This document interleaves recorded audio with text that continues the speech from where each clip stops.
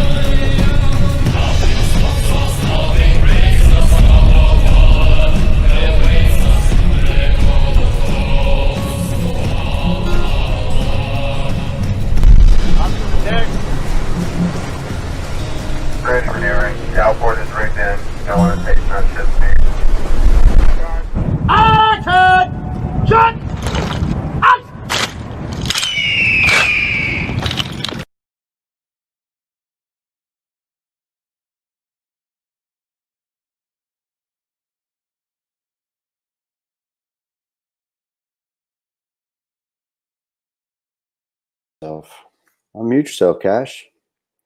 My executive producer, CJ Abernathy, is also on the road, and he is somewhere around West Virginia.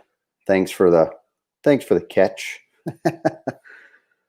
Feel free to come on and be my guest executive producer when CJ Abernathy is on the road. My name is Cash Jackson. I'm the host of the War is Hell podcast. Hold on one second. I'm going to turn this light down just a little bit. There we go. It's kind of blinding me a little bit. I don't know if it'll go any lower.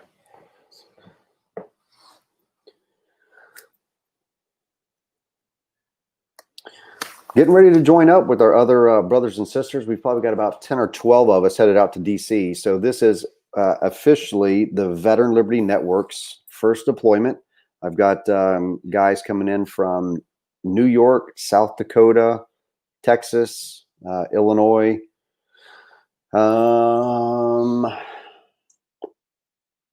and I think a few other places. Probably some there in the DC area. So we got quite a few of us that are coming in, and we're going to be providing on the ground coverage there in DC. Right.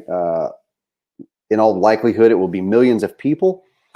And there's a lot that's happening right now. If you guys are not paying attention, I would urge you to really start looking at what's unfolding and what could potentially transpire over the next couple of weeks.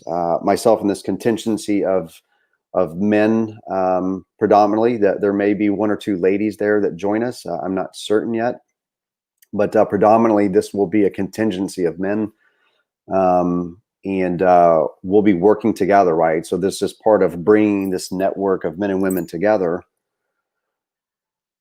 Hold on one second. So I'm setting up TikTok. So on TikTok, I can go live now, and we're going to try using that. Hold on a second. Well, yes, I am. We're going to try using that function. Oh, no. Have to get rid of that. There we go. All right, so we're live. We're just going to go live. Let it go. I'm going to set that over here. You know what's real nice?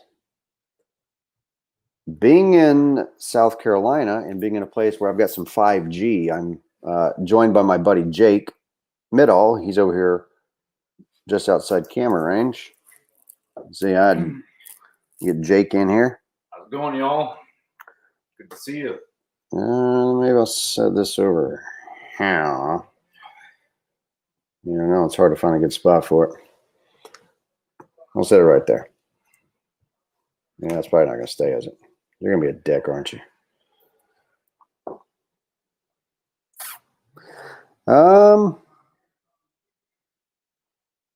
Joshua, yeah, what's up, brother? Happy New Year to all of you. Couldn't tell you, Josh. We need to ask him, don't we?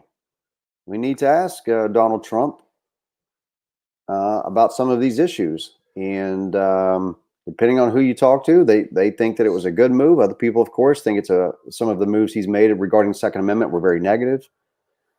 And I know where I stand on a couple of those. The banning on bump stocks, you know, it's kind of a side rail there, but banning of bump stocks, I know as well as anyone, especially anybody that deals with firearms, that firearms and the Second Amendment is not the problem, that there's root causes. And that's what myself, Jake, others have been working on, is to readily identify what these root problems are, why people are committing violence to begin with, whether it's with a gun, a knife, a boot, whatever.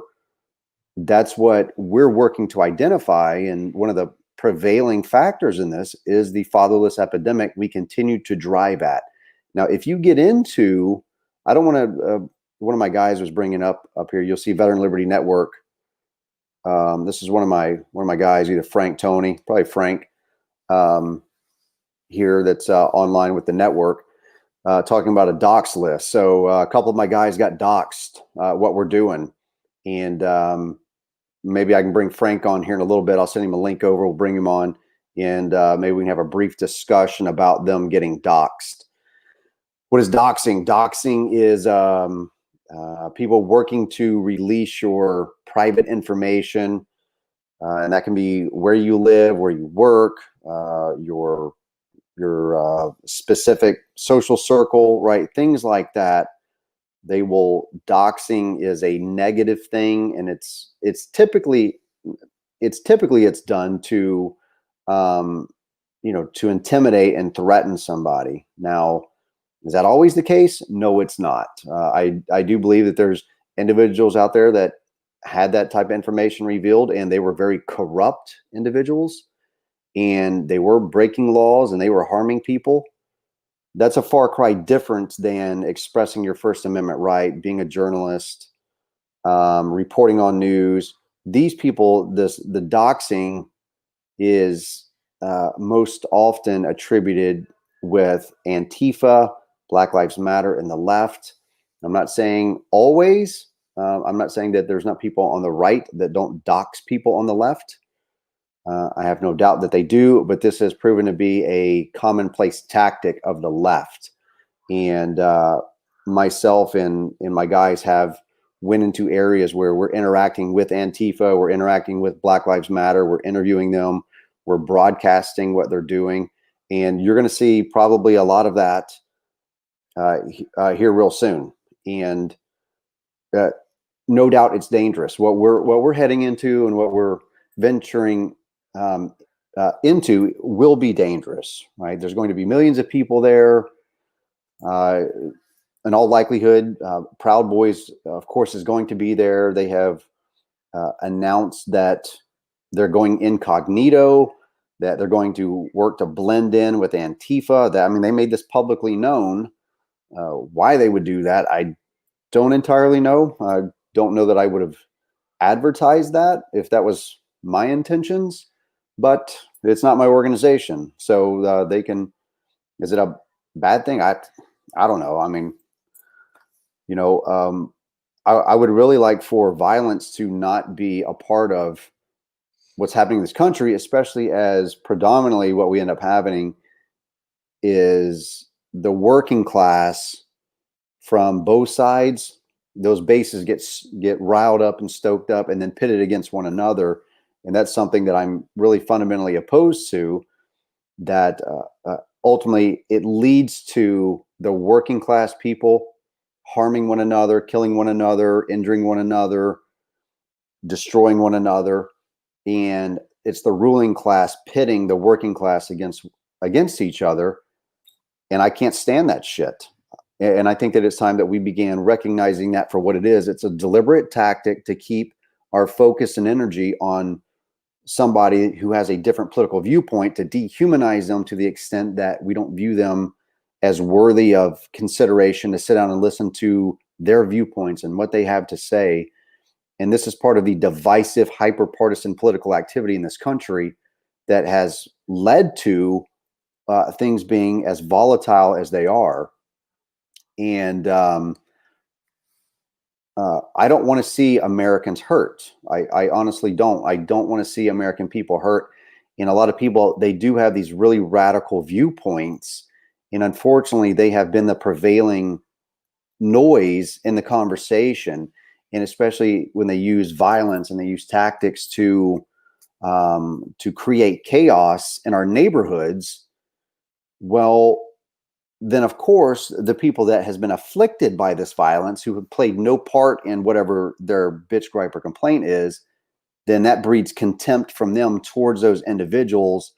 And in doing so, you're running a much greater risk of other people getting injured, because they don't want their private businesses vandalized. They don't want their homes and their families intimidated.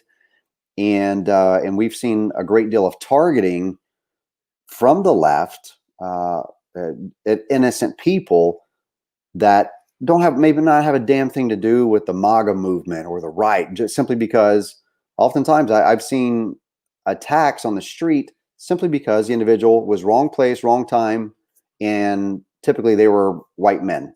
These are predominant targets, and we can pull these up all day long.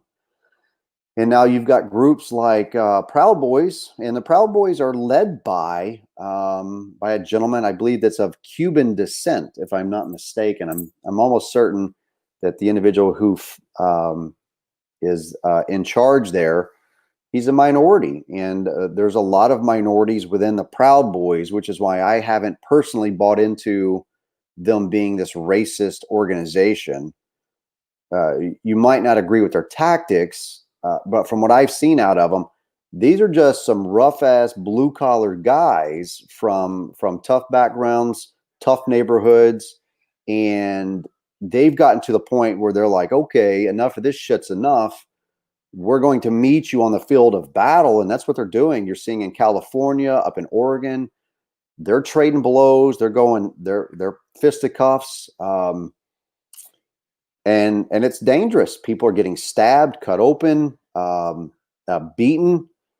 It's not pretty what's happening, man. And as many of you know, I'm radically opposed to far left ideology. I'm radically opposed to far right ideology. I come from, and I think Jake does as well, you know, we kind of come from a community of men and women where it's just like, leave well enough alone, respect others' rights.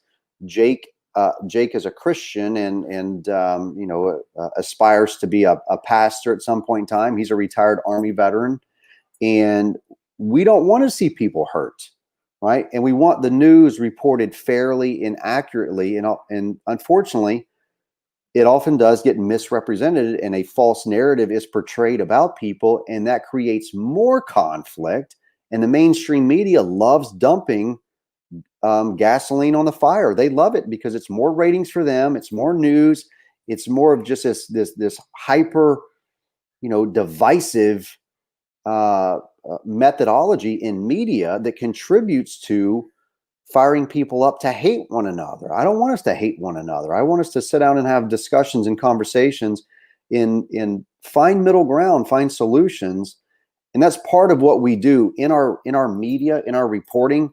Okay, the style that we're working on is that we're not looking to get out there and shit all over people for their ideas or their belief systems, but to have conversations with them and really kind of get to the bottom of things. And we believe that the strongest correlating factor in all of this is it's all created by government. It's all created by state overreach. And I see a rapid expansion of socialism, which is the doormat to communism in this country.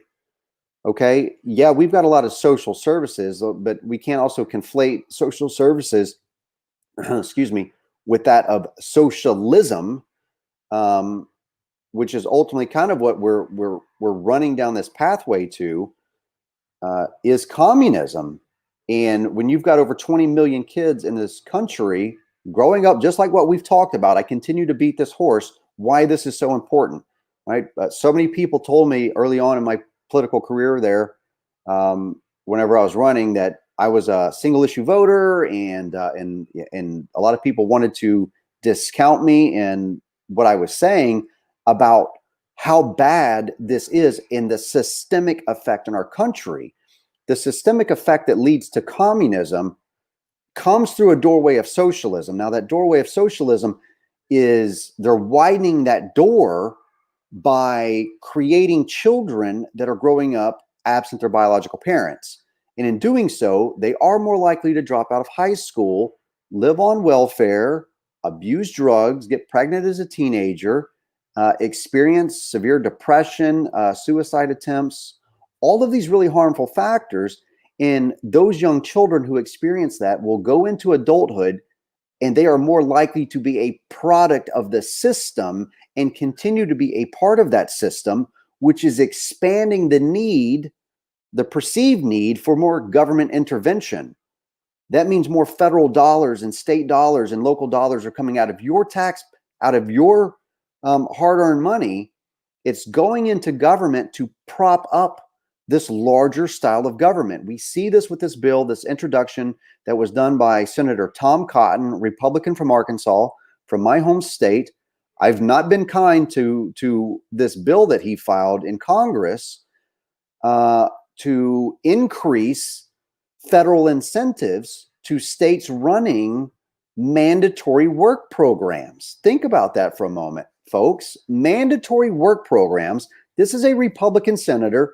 Republicans are supposed to be about limited government, mind you, yet Tom Cotton, limited government Republican senator from Arkansas, is pushing legislation underneath a mandatory work program. And I think they took their tweets down off of Twitter saying fathers need to pay their child support. It was more beat up men in this country. And Tom Cotton's a part of that.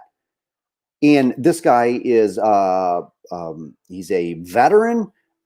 He went to, I think, Harvard Law School. This guy is an attorney.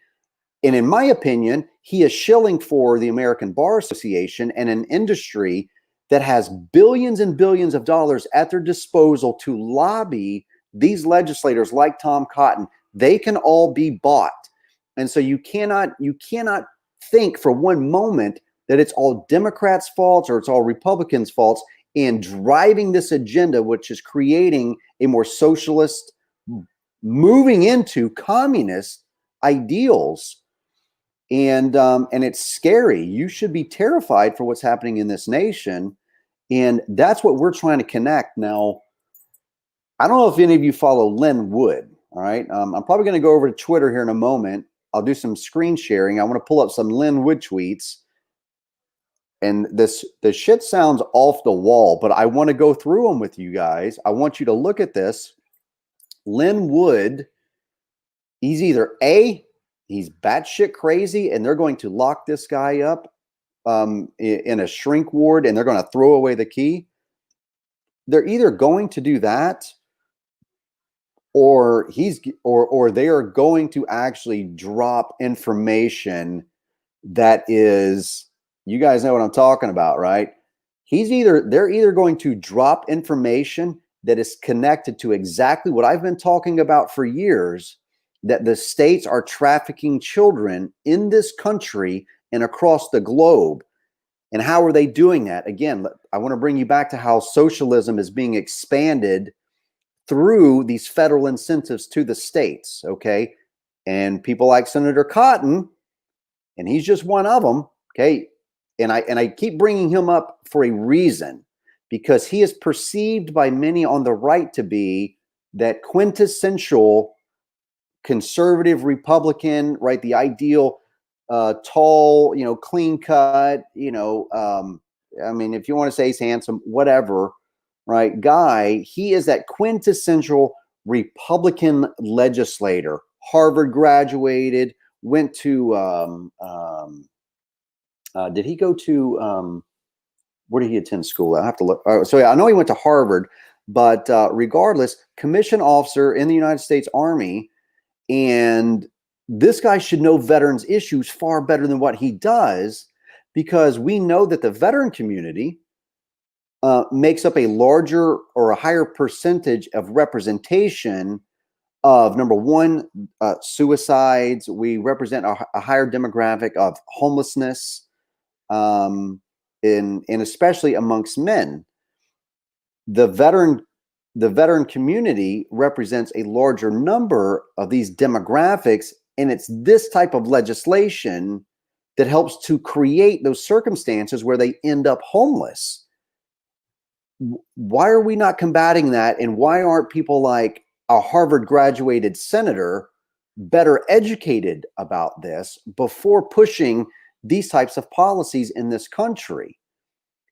It is exactly those types of policies that have negatively impacted all of our country, and people on the left think that it's the right creating these really bad policies, and people on the right think it's just the ones on the left that are creating these really bad domestic policies, and it's a combination of all of them. You've got 100 senators and I think 435 representatives in the House, so you've got 535 people there that are just in Congress now. We're not talking even about our state houses, where a lot of this legislation is created so that they can receive those federal dollars. And they then in turn write legislation that is going to benefit the expansion of state government, state overreach, intrusion into your lives. And it's what's causing the angst inside your personal relationships, because a lot of the financial difficulties you are incurring are at the hands of our legislators and the domestic policies they are creating. And if we don't put a stop to that by identifying these specific pieces of legislation that's rapidly expanding state control, if we don't go, look, we have to stop this shit now, okay, the divisiveness in this country is going to increase exponentially, and we can't have that. We have to rein in our government. Now, I am of the peaceful protest, person, but look, I believe that we are bordering on a point in time in this nation where there may not be a choice for much longer about whether or not more force is used to change what's happening in Congress. I personally think anybody that's been there over 2 terms or 3 terms, gone. Get rid of them. They need to go now. The American people must force, and I'm going to say force here, because Congress has been unwilling to do it, not unable. We have to make that distinction. They have not been unable to do it. They've been unwilling to do it. And we must push that. We cannot take no for an answer any longer. It's 2021, folks. Come on. If they were actually going to pass term limits, they would have done it already. They don't want term limits because they don't want to lose their power. You just had Nancy Pelosi reelected as Speaker of the House, Holy shit, man. Just look at her district in California. Are you kidding me, folks? Okay. When we look at these people's districts and how many people are living on the streets and they're living in extreme poverty and they're suffering every day, and you're telling me that these people are going to keep getting their term after term after term after term, and they're just making millions and millions and millions of dollars while just indiscriminately passing policy that provides millions of dollars to gender studies in Pakistan. We have to say enough is enough, and we have to go, you know what? You don't even get a choice anymore. There's no more choice for you. We're done with you. You're leaving office, whether you like it or not. You're done. You're done here. We're all done with you. Okay. Don't even apply again. Don't put your name on a ballot. Don't even try. You're done. Joe Biden, he's been in office 47 years. Are you shitting me? He has contributed to this monstrosity of government for half a century, folks. Why in the hell would you even cast one singular vote for that guy is beyond me. Okay. I didn't vote for Donald Trump in 2016. I didn't vote for Donald Trump in 2020. That does not make me I'm not anti-Donald Trump. I am pro-America, and I want every president to be held to the same standard by everyone, right? A constitutional standard. And if the laws they're passing are unconstitutional, then we have a moral obligation to ourselves and future generations to oppose that, to understand it, and to rein them back in. We have to make it happen. So we're going to be in DC tomorrow evening. We'll land there, and we're going to be boots on the ground, right? We're going to be in the mix. We're going to be in where things are probably not going to be pretty, and we're just going to gather as much content and media as we can, because we are growing the Veteran Liberty Network. Now, with this network and its expansion, do we want, is this for 100% veterans? No, it is not. Okay. This is not for 100% veterans. We want other contributors to that. We want you to bring your podcast. We want you to bring your show, especially if it's liberty minded and driven. And you've got this ability to make these connections in our world and have the dialogue that is needed to bridge the gap between the left and the right, be a larger voice for those of us in the middle, and build our country in a positive way. But we have to have media outlets and sources and platforms that are bridging those divides and bringing people together.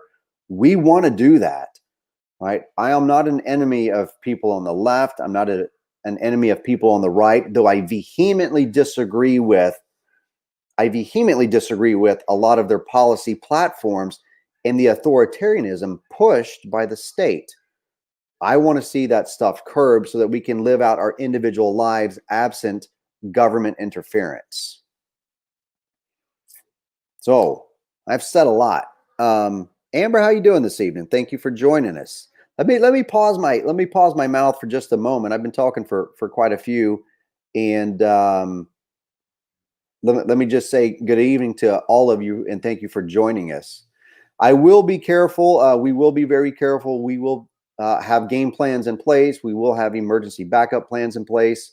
The network that we're forming is one that's founded by veterans, and we're going to discuss a lot of veterans issues because we are supposed to be guardians of the Constitution. And we want you to come join us. We want you to be a part of it. Chris Cole is a friend of mine, and he is passionately involved in what's happening in this country, and he's trying to make a difference. He's a working dad doing the best that he can, but he gets himself out there. He puts himself out there, and that's not easy. And we appreciate people like that want to be a part of what we're doing.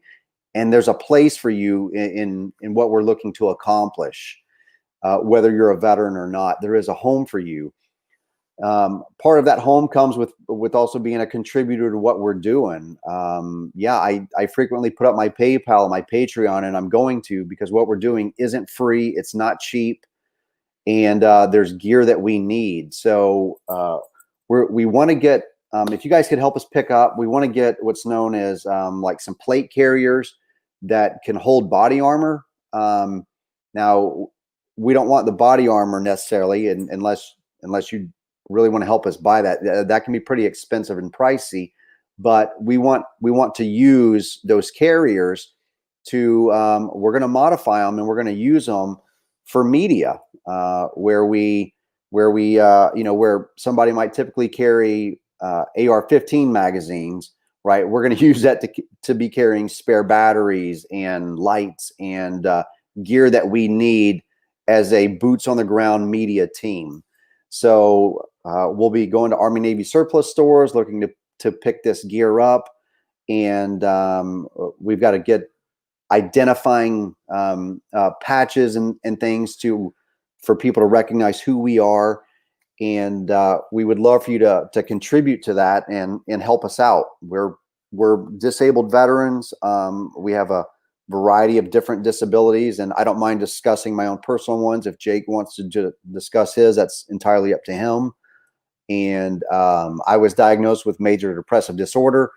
My major depressive disorder resulted after I had attempted suicide back in 2014, November of 2014, as an active duty service member, which is one of the reasons I'm a strong advocate for raising awareness about why veterans are committing suicide and why service members are struggling with depression so much, how our military isn't serving them to the capacity that they should.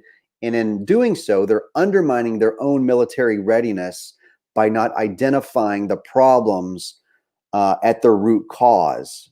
And that's what myself and men like Jake, what we work to do is to identify these root causes. And we want to use media outlet to do that. We need to get in front of these policymakers, and that it's no easy task. Okay. Starting up a media company, an independent media group on your own is no easy thing to do. And with the advent of social media, we can kind of get around needing a large satellite or cable station or anything, and we can broadcast through the web. So we're broadcasting on YouTube, we're broadcasting to Twitter, 3 or 4 different pages on Facebook and groups. And so we're reaching more and more people.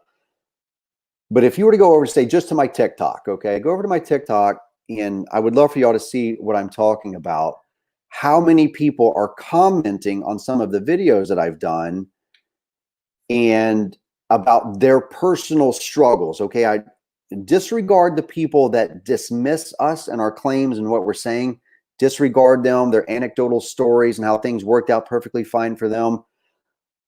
Great. I'm glad that things did, but that doesn't discount the millions of Americans that are being adversely affected, and our veteran community and service members are caught up in piss poor state domestic policy, and it's hurting them to a significant degree.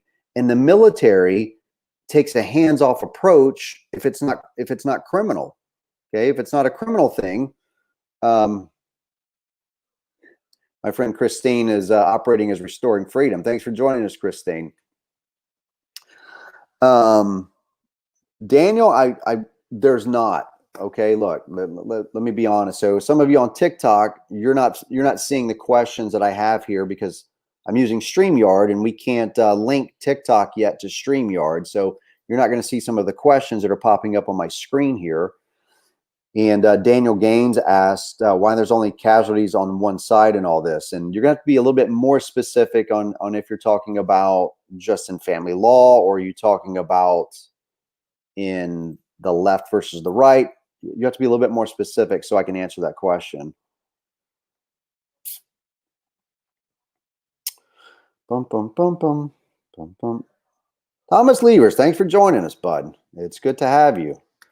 And all of you on TikTok, thanks for joining me. I know there might only be a few of you. I'm building this TikTok platform, and it's a great opportunity there to develop some different style content and media. I wish I could play like a whole one. Maybe I can play like 15, 20 seconds of this TikTok video for you guys to watch. Me and Jake did it earlier. Quick, impromptu.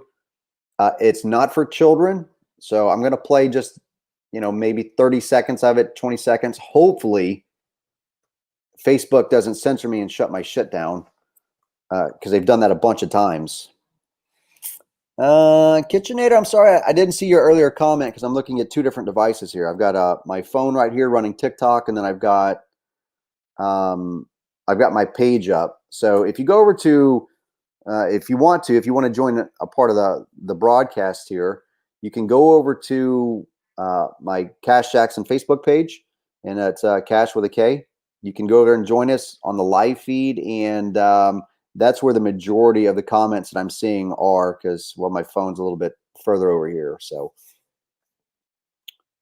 I didn't see your question. I do apologize. So I'm kind of doing my best to go back and forth from each one. So Daniel Gaines was asking specifically about family law, and I have to disagree with you that there's only casualties on one side. There's casualties on all sides. Even if an individual doesn't know how much they're harming themselves in the long run, they're still being harmed. So if you were to take a lot of the very narcissistic parents that are keeping children away, that is in fact, they're harming themselves. And why is that? Well, if you were to take my ex, for instance, I did my best. I wanted to have equal custody. I have always been a fit father. I've never been found to be unfit, despite her accusations against me that were all unfounded. I had to go through these investigations, and that's part of what destroyed my career. It's part of what destroyed me as a man, was the character assassination.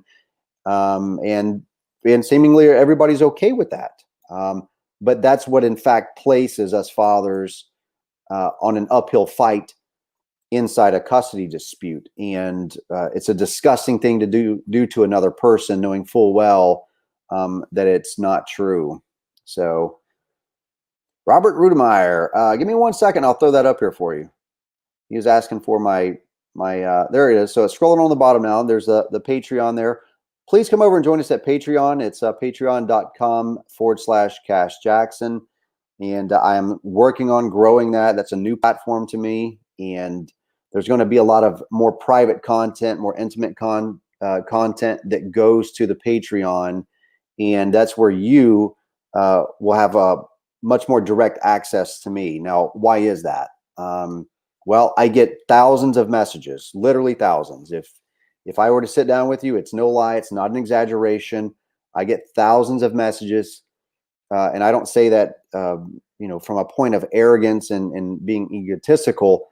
I say that as there's such a high demand for help in this specific area, in family law, domestic relations. There are so many millions of people being harmed. And when they see a video of mine on TikTok or somewhere else, they find me on other social media platforms, and my inbox stays so completely full. So Patreon is where, people that are investing in me, I'll take the time and invest back into them. And so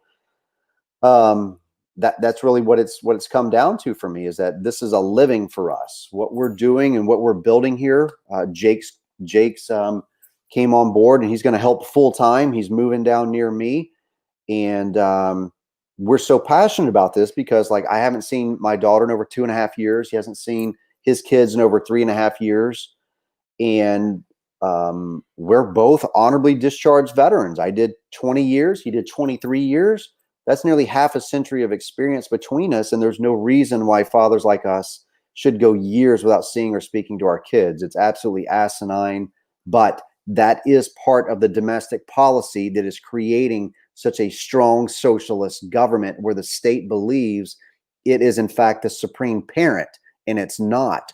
You're the supreme parent. Best interest of the child is some bullshit that these judges use so that they can indiscriminately make decisions, and you can't question it, because it's kind of like this protection scheme that they have for themselves of, the judge did what was in the best interest of the child. If the judge never told any of us, if they can't tell you what your child's name is, how in the hell do you think they can tell you what's in their best interest? They don't know their favorite colors. They don't know their food allergies. They don't know what hand they write with. They don't know what their favorite sport is. They don't know anything about our kids. Nothing. What they see on paper, that's all that they know. Okay? And I'm sorry, that's not enough information for these people to decide what's in our kids' best interest. Frank, I got to decline you, man. I've got a live going on TikTok right now, so I'll have to get you, Frank. I see you're trying to call in.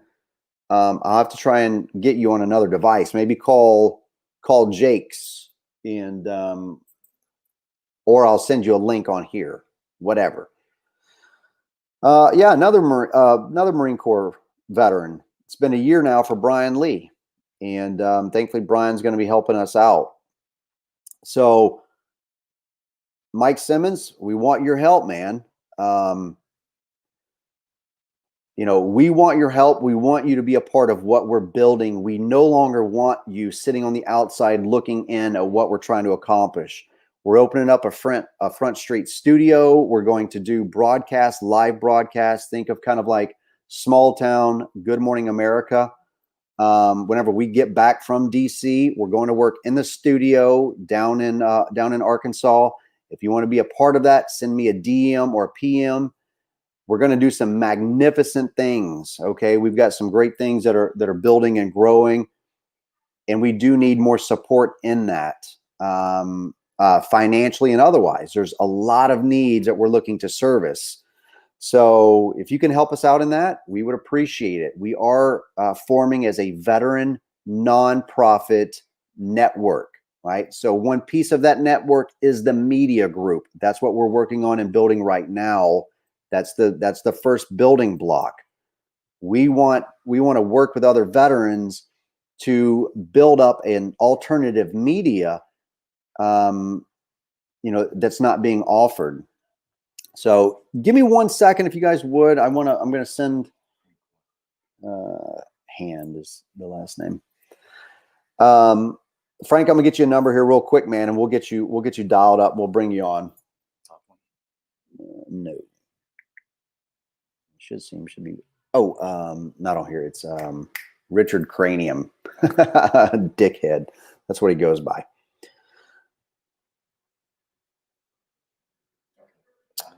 So I see some of you are asking over here on TikTok how you can get in touch with me. Go over to patreon.com. If you want to get in touch with me, for me to take time out of my day, that's all that I ask. A $3 membership to help support what we're doing.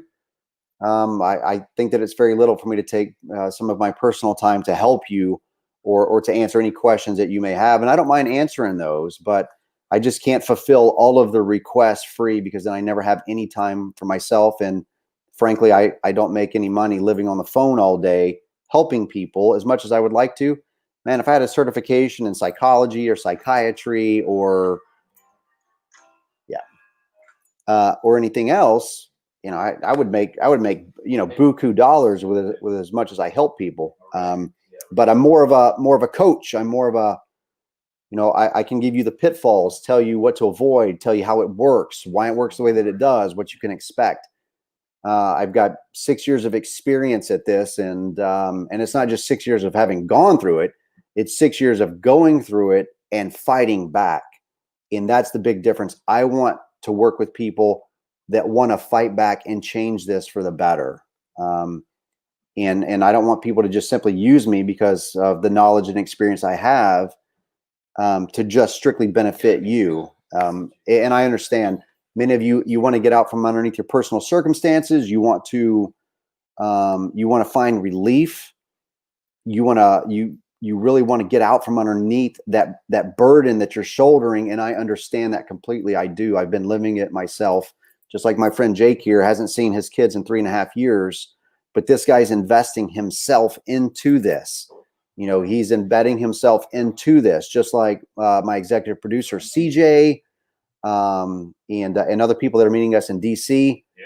These are the people I'm going to invest in the most, because they're investing back into what we're trying to build here and accomplish.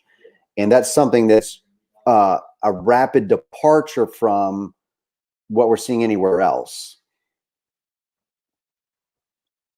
Bum, bum, bum, bum. Yeah, it's gonna be some wild days. Dum, dum, dum. Let's see what time we got. It's 8:50. We're going to take a break here in just a little bit. So the War's Hell podcast, Those of you on TikTok, would love for y'all to please come over and join us on some of these other platforms. Go over and join us on, you can find me on YouTube. You can find me on Facebook. You can find us on Instagram. And those other platforms will get built out to a larger degree as we bring in our team and we begin operating as a unit in a central location. Instead of so much being done via online, we're looking to bring veterans to Arkansas to help us to build this, and we want you to be a part of that. So we've got that office studio, and again, once I get back, we're gonna start outfitting that. We're gonna need green screens, lights, cameras, decor, you name it. So if you've got any type of cool veteran decor, something from your family that you would like to see hanging in our walls, be a part of that. Come over and join me on Patreon. You can find me Cash Jackson, Cash with a K. Join us on Patreon, contribute to it, and be a part of it.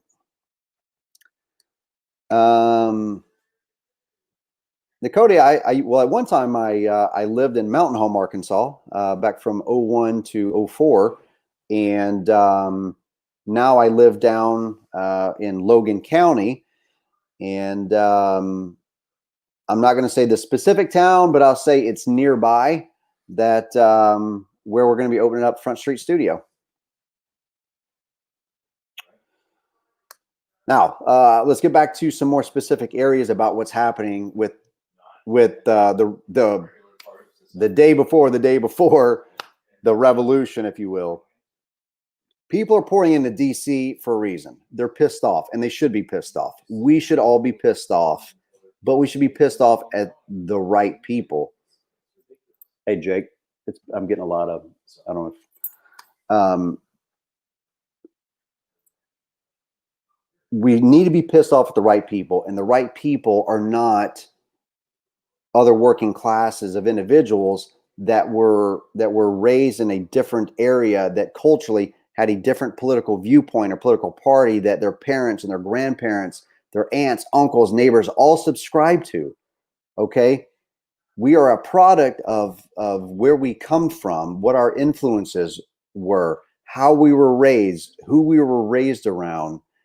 But I think inherently we all have and share the same value system of, well, we're taught from an early age, keep your hands off of other people, treat others as you want to be treated. Don't say things to people that you probably wouldn't say to your mother. You know what I mean? These types of things, these principles are kind of universal. Just respect your fellow man. We don't need legislation to tell us how to do that. We can learn to respect one another, teach our kids how to respect one another. But the agenda being pushed does not want that. Okay. I put up something on my page not too long ago of this, just a couple of days ago. There was legislation introduced, I believe, by a House rep. It might have been a senator in Texas, a state senator in Texas, and to expand out the age at which women could. I think it's called a Baby Moses law in Texas, but it's a safe haven law. They wanted to expand the age out at how long a mother could just drop their child off at a police station, fire, hospital, ER, whatever. Coda Matlock.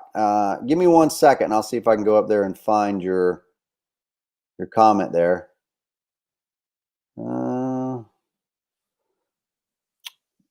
KitchenAid. Okay, I got you. We don't.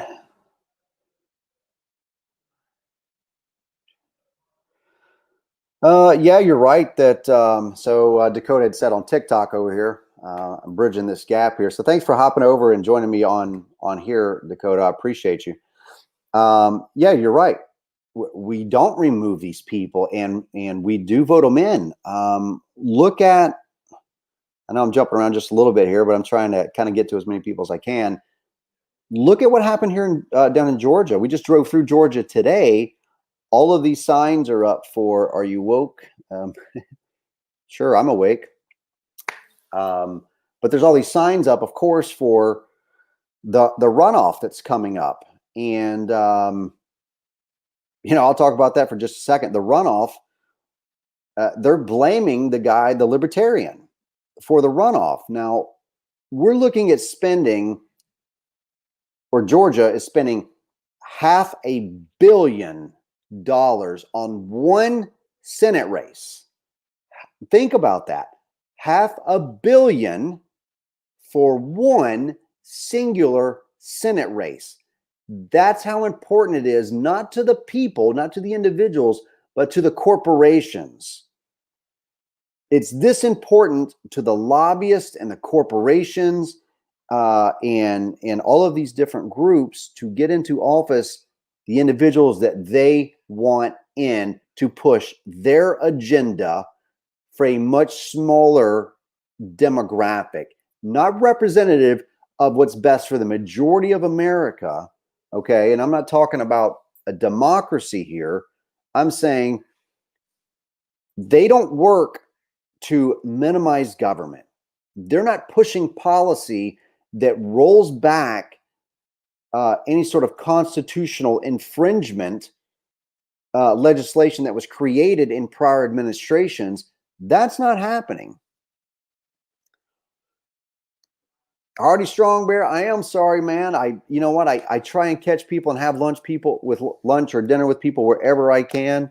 But we were tight on time for me to be able to have my broadcast tonight, and we literally rolled into South Carolina, our destination, right on 8 o'clock. And for those of you who don't know, we're broadcasting Monday through Friday, 8 to 10 Central Standard Time. That is, this podcast will soon become a broadcast. It will mature from me doing this with a phone and my laptop to a studio where we're doing actually live broadcast, and it's going to be veterans doing it. The beauty of this is it's going to be men and women from all backgrounds. And I think that that's going to be far more appealing to the average person and the public, because we're going to bring a diverse background of people. And it's not diversity for the sake of diversity. It's diversity for the sake of the veteran community knows best how to be civil with one another, how to have civil disagreements and still work together to get a job done. That we can believe differently, we can worship differently, we can have these dramatically different lives and still respect one another and be friends and work with one another. And that's exactly what we want to bring. We want people that have those abilities and those skills. And if they don't have them, we want to help people build those skills.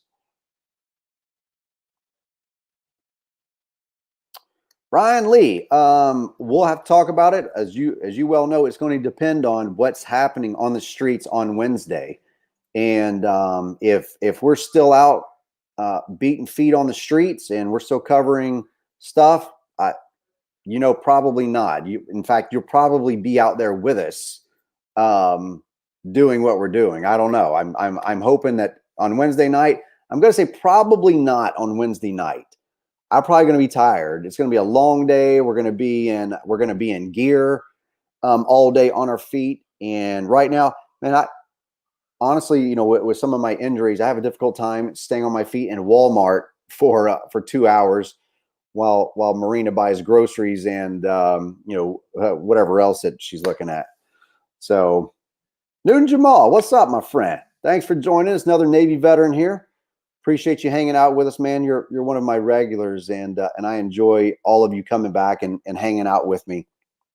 So, I've jumped around on a lot of things, man. I've covered a bunch of different topics because it's all tying into what's happening. And I'm going to come back for a second to tweets by Lynn Wood.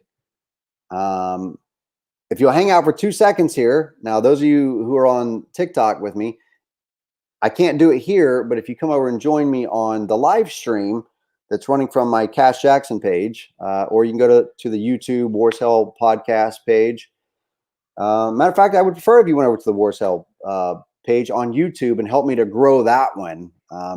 These are just other platforms that we have to bolster those numbers and that reach so that we can do the things that we're looking to do. And it's a lot of great supporters like Katie Tarbox that's helping us out a lot. She reaches out to me and she says, Cash, how can I help you guys? That is what we need right there. How can I help you in what y'all are trying to do? And it's not always money. We need some name tapes and patches created for us that we can pick up in DC on a fast turnaround. And I'll take the hit on that. That's my fault. I should have gotten those done way sooner. I'm just really hesitant to ask for money and help.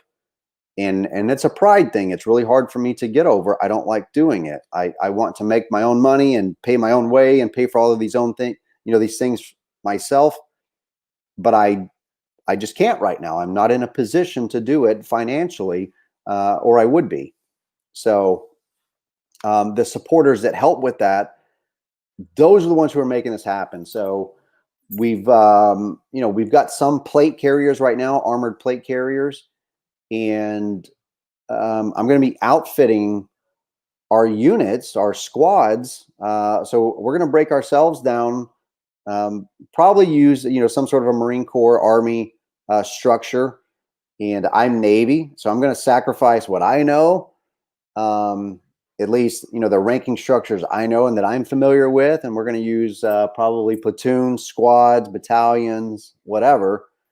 And so we're going to structure this network, this organization, so that it will be a smoother transition for people to come in and join us that are from the veteran community. And we want them. If you know people like that and they've got skill sets that we could utilize, please, please, please send them towards us. And let's see how we can get together. But we like to do things in person. And again, we want people that are willing to come to Arkansas, help us with the studio, help us with any sort of just whatever we're doing. We can always use you and in your talents, skill sets, whatever you bring to the table, we can utilize it. If you've got a spare $1 laying around, we will put the $1 to good use. I promise you. We're pretty damn good with our money. And we know how to stretch a dollar. We're working men, working women. We're innovative. We know how to, to stretch those dollars out and maximize their impact. So, let me do a couple things here real quick. I might go ahead and end the one on TikTok. In fact, I'm gonna end the TikTok feed. So if you guys are on TikTok, I'm gonna go ahead and cut this one so I need to use my phone for some other things real quick. But come over and join us, please, on my Cash Jackson page, Cash with a K, on Facebook, or go over to YouTube, Wars Hell Podcast, and join us over there. If not, just go over and like the page. I'd appreciate that. So thank you to the TikTokers. I'm going to create, I think, my own group called the TikTokers. You'll probably know what I'm getting at there. Hold on one second. We're going to end that one. Okay. We're going to end that one. All right. So I ended that live summary. Dakota Matlock, I'm going to follow you. I'm going to follow the people who were on the live broadcast there on TikTok. And no, don't play that. It's a bad thing about TikTok. As soon as you open it up, it'll start playing a TikTok video, and the music in the background, without having licensing or anything, if it's playing here on this, well, then they chop my legs out from underneath me, and they take Lieutenant Dan's nubs off at the hip. There's nothing left. TikTok and smoking. Wow. I wasn't going to say anything, Jason, but since you brought it up.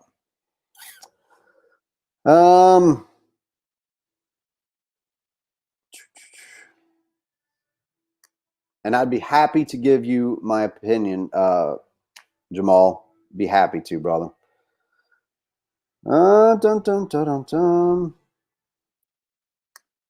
Charles, appreciate you, man. You know, again, we understand. We're working men. Right? We get it. We come from the working class. We understand how difficult it is. But we also know enough to know that, look, we have to invest back in our people, okay? Small businesses. If you can, right, whatever you can do, and you can get outside of the big box chains, Walmarts, the Amazons, whatever we can do, especially in this sense, in media, to reach others that and support others that are doing what we're doing. I don't care if you support me or not. I don't care if you hate me.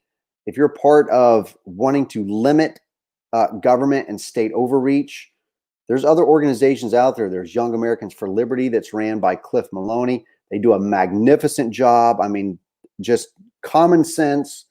And the reason why I love Cliff Maloney in Young Americans for Liberty is they call out both parties. I watch him do it, and he personally does it, and he's the founder, okay, or he's one of the founders. I think he is the founder, Cliff. But there's other organizations out there that are doing similar work, and we need to support that work. You know what? People keep telling me I need to write a book, and you're right, I do, man. I've got some crazy, crazy stories and experiences. I think most people, if they read it, they're going to go, "This guy's full of shit." But the really insane part is that, well, I have people that can verify and back up my stories, or I've documented it well enough that there's a trail. It exists and people can follow it. So if you want to support me, thanks, Claire. Claire is another one of my supporters who's been there for quite a while and continues to be, just a strong part of our backbone in this organization. So thanks for putting it up for me. Patreon.com/Cash Jackson. You can go there and help us out. I've also got a PayPal account that I use. So, yeah, Amber, that would be fine if you did. If you just sent it through PayPal, that'll be just fine. And Amber's another person that supported myself and my family. In so many different ways. She's just been a consummate friend and companion to my family. She talks to my mom, messages Marina. So these are people that I've been connected to now for several years that have really supported our endeavor and what we're trying to do. And it's just, I have people, of course, they want to question you. They want to verify that you're not scamming them. And it's hard because people are inundated each and every day with GoFundMes and fundraisers and on and on and on. There's so many things that you can contribute your dollars and your time to. But there's those of us out there that are legitimately prying and kicking and clawing at the doors to try and rip it apart and get through there, so that we can drive some common sense reform in our country. And a lot of us, we're angry about it. We're pissed off about it. And we're going to fight hard because it's so personal to us.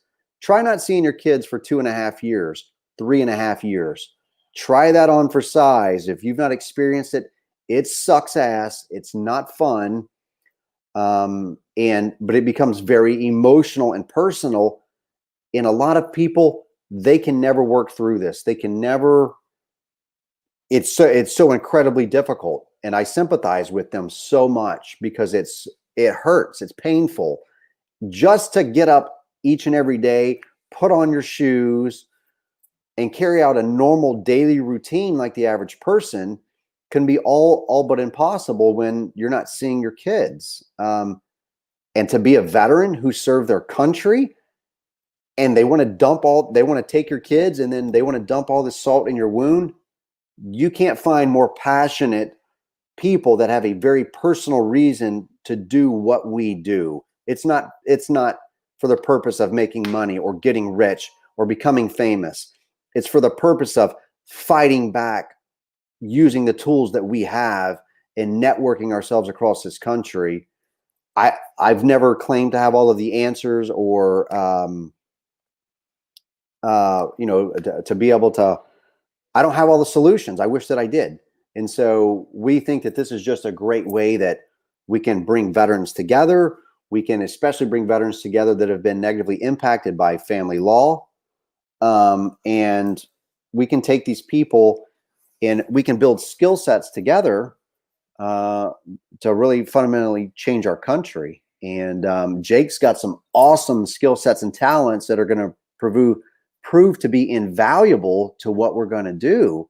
He's a logistics guy. I mean, this guy is he's a retired E7, and so he was senior enlisted in the Army. He's got a wealth of talent and training and wisdom and experience. I mean, the guy is a mechanic. He's an artist. He's a musician.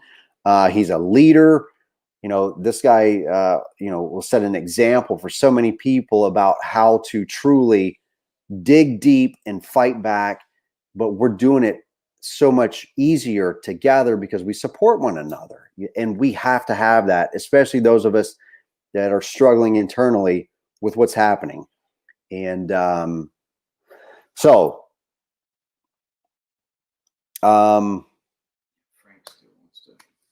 let me get Frank on the line. So Frank's chomping at the bit. Let me get Frank on the line. Frank's out of New York. He is one of our East Coast guys. So he's out of the New York State. I've got several people up that. Frank, you gotta get off the phone, buddy.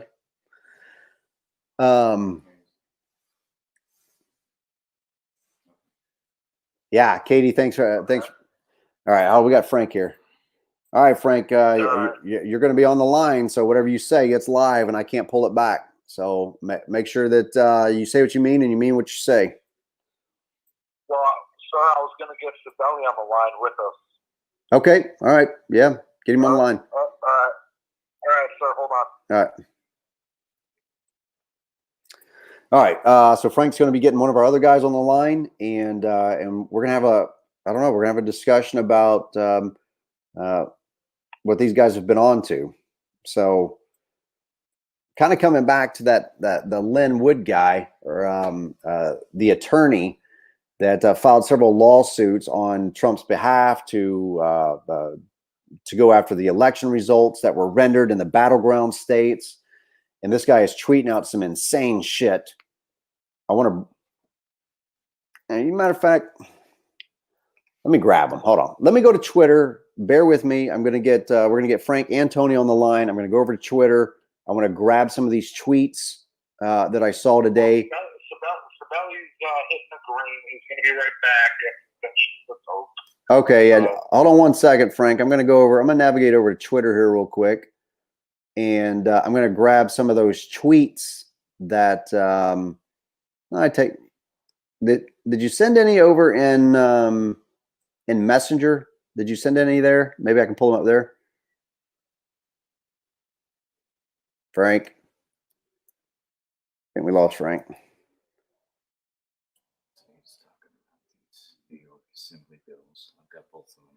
Okay, that's specifically what they want to discuss right there. Okay, all right. Give me 1 second.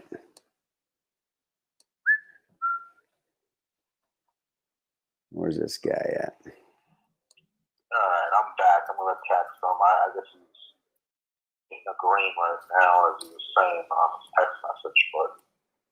But once he chimes in, I'll bring him in. But, where are we at this point? Hold on 1 second. I want to finish talking about this guy, Lin Wood, and then we've got your bills pulled up here. That's what you want to discuss primarily, or these the New York bills? Well, I mean, we can speak about Lin Wood because we dropped some docs to him the other day. But we can also go into those two bills because as New York is supposedly a progressive state, these two bills right here are extremely scary. Okay. They don't. Okay. I don't have the bills. Give me a second, and then I'll tell you what I'll do. I'll pull these bills up, and I'll screen share them onto the StreamYard account, and then we can go through them. How about that? I love it. Okay. So let me go down through some of these tweets from Lin Wood real quick. Let people get familiar with who this guy is and what he's discussing. how insane it sounds, but we'll talk about some of the things that we know to be true, and people can draw their own conclusions as to what's more likely or unlikely. So for those of you that are still here, right, you see where I've brought up Lin Wood, okay? If you don't know who Lin Wood is, he is an attorney, and I'm just going to scroll down here so you can take a look and see.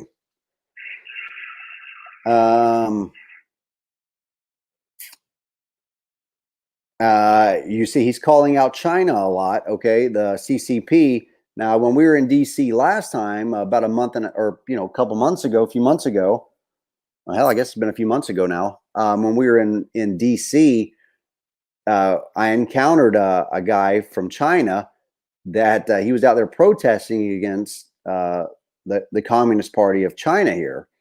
And so here you can see Lin Wood is speaking out against them. Well, sir, in addition, when we were down in D.C., we met another man named Sparky. And Sparky is going to school at Washington University down there in D.C. I did an interview with Sparky, and when we put it out there, and Sparky really wants to blow up the CCP as far as his words and his knowledge of what the CCP is about. And we will have a future show with Sparky on there, and it would honor me, sir, if you could have a few words with Sparky, add a few words with Sparky, and it was extremely interesting on what he had to say about the CCP. Okay. And more so than ever at this critical turning point in time, I believe that it's truly vital to have a different set of eyes and not only conjecture, but documented, proven experience of what Sparky has to say about what's happening in China. What's happening where? So, over in China with the CCP. Oh, yes, correct. So, yeah, I mean, we will have Sparky going. I mean, if Tony don't reach out, I guess something Sparky on the line, man. But I do want to speak about Lin Wood because we dropped some documents over to Lin Wood, and it blows up the pedophilia, sex trafficking, and human trafficking ring in Albany, Long Island, down in Louisiana, down in that port. Yeah, many ports across. Yeah, let me read some of his stuff there. He says if Donald Trump orders military to seize documents, Chief Justice Roberts, Rod Rosenstein, Nancy Pelosi, and many others will be immediately arrested. Documents must be seized before they are destroyed. Time is now of the essence. This is 4 hours ago. If this part of the Kraken is to be successful, Lin Wood says, I am not the Kraken. Sidney Powell is not the Kraken. The Kraken is located in several places. Use all available methods to urge Donald Trump to immediately order release of documents filed under seal as national security in cases below. And they've got the United States versus White in the District Court of Maryland. Cash, I have seen the Kraken. And quite frankly, pardon the pun, it's extremely scary. It really is. Well, the Kraken that I saw, I mean, it's carrying grenades. The Kraken that I have seen. Okay, well, here we go. We got Sibeli coming. Talking about the Kraken. We're going to bring Sibeli in. Pardon me for a moment. All right. So if you guys don't know Sibeli's another one of the correspondents we have, and very intelligent guy.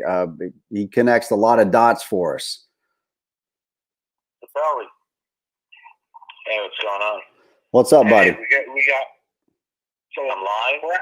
Yeah, we're live right now. Right So now, you're hot.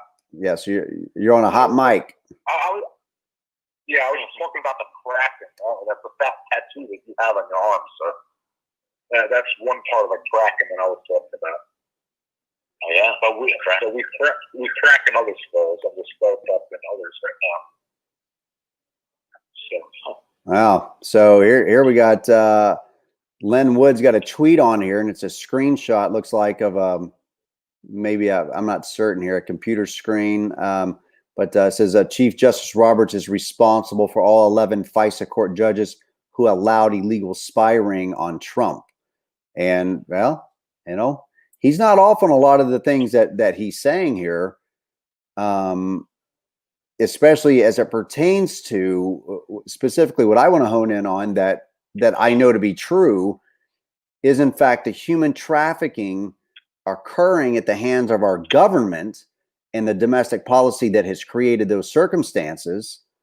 And Len Wood's going to town on this shit, man. He's either, again, people are either going to demand this guy's locked up for being insane, or they're getting ready to release some really, really potent, telling information.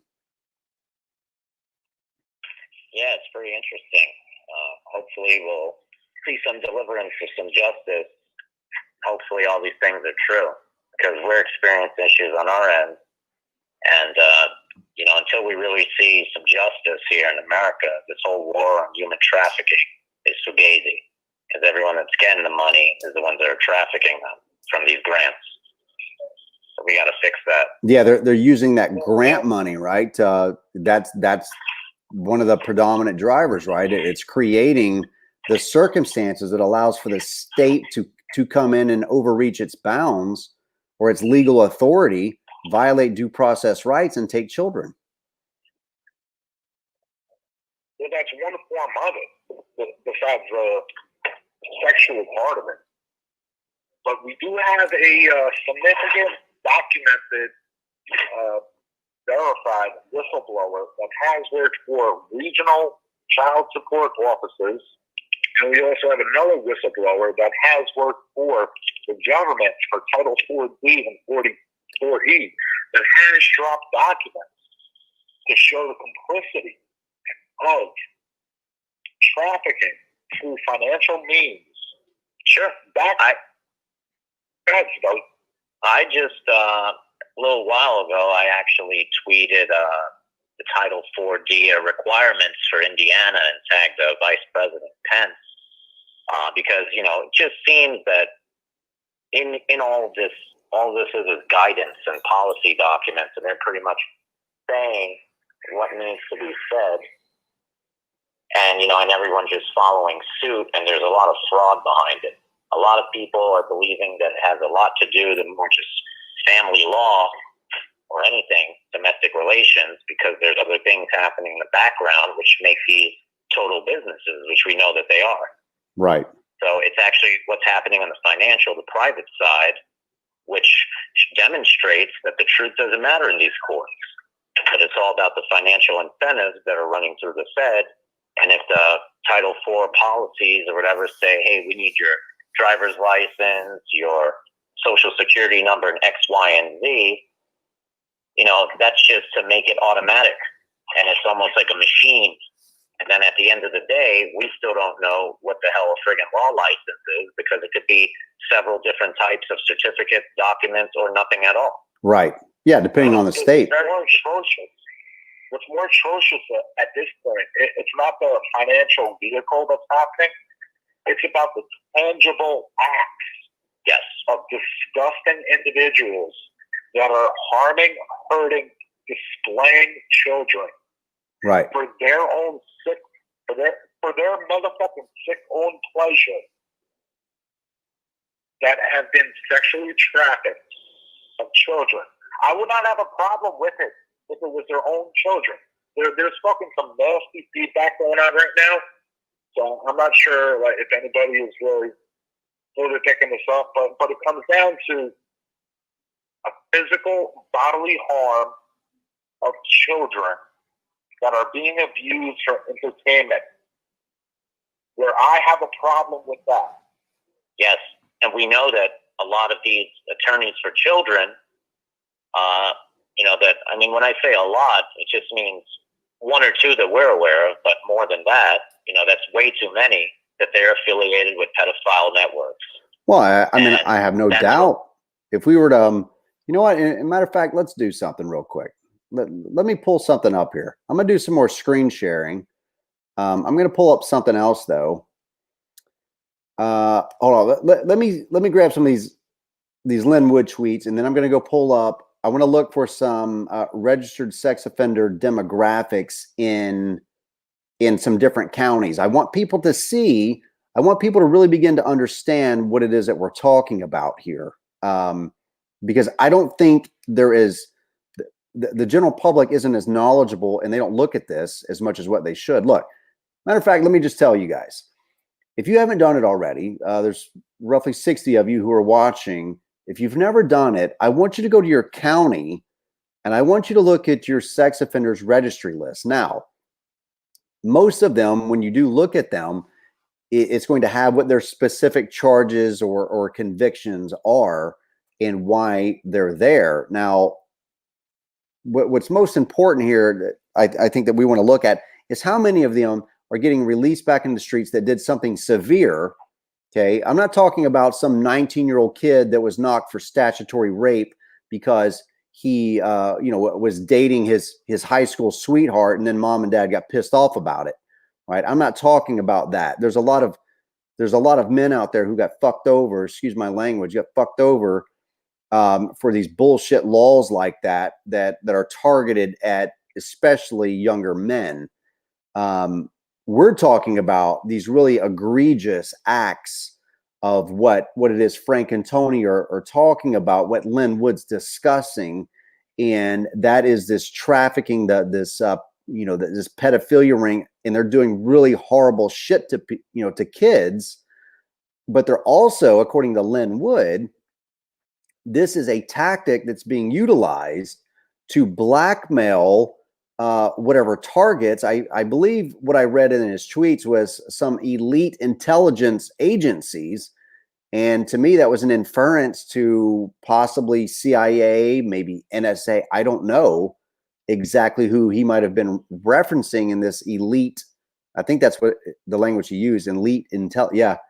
Oh, here it is right here. The 10 intelligence agencies who have members employing this blackmail scheme include CCP, right? That's Communist Party of China, CIA, Mossad. Sparky is, important with this.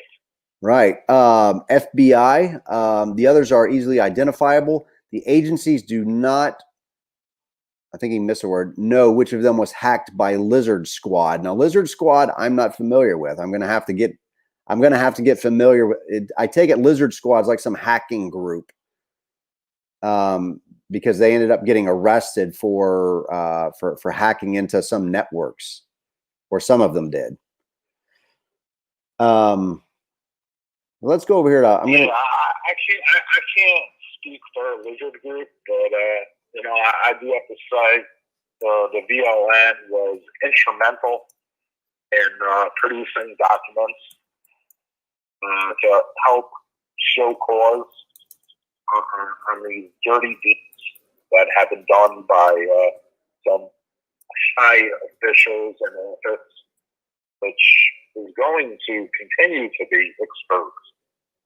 And I want to thank our researchers for this, and I'm very proud that we have individuals speaking up and providing research and documents to us to help get the message out there that this is not acceptable in so many different ways. It's not acceptable. In fact, they should be tarred and feathered. And I'm not advocating for violence. I'm not saying that. What I am saying, though, is let's fucking put their nuts in a vice because they should not squeeze off another nut. It's disgusting. Yeah. It's disturbing what they're doing to children in this country, right? And people think that these are isolated circumstances, and they're not. They're not isolated circumstances. It's a pervasive issue in the American public where frankly, we were asleep at the wheel, that we trusted a lot of people, institutions, individuals, organizations, and believe that they would be looking out for, and they wouldn't harm our kids in the capacity that they did. So when we look at things like what transpired in the Catholic Church, in the cover-ups that happened there. When you look at all of these congressional allegations or accusations or cases that are sealed, people that have been bought off, paid off, hush money paid out to God knows how many people, and we really don't have an in-depth understanding of how complex this network is and how many of them are, in fact, helping to create the policy to push out the fathers, push out the protector provider, make the mothers more vulnerable in that single motherhood state. They end up working 2 or 3 jobs, leaving kids with different babysitters, family members, people they might not trust completely, who are more likely to harm these kids. When that happens, then comes in the neglect and abuse charges or allegations. CPS comes in, takes the children out of the picture. The kids get sent off to some foster home. And before you know it, they're a runaway. They're a product of the system.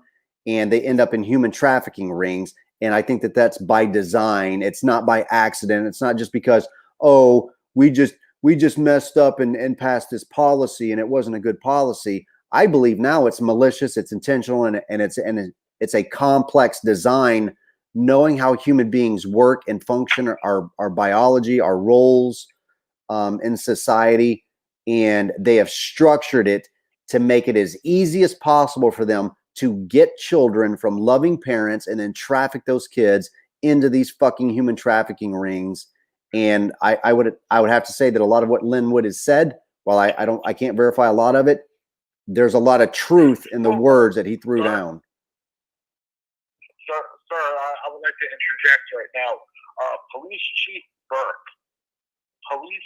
Burke in Long Island was sentenced to prison for having in his possession, in his police vehicle / personal vehicle, he had snuff.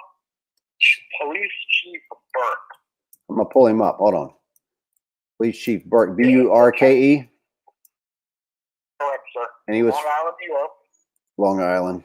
Hold on.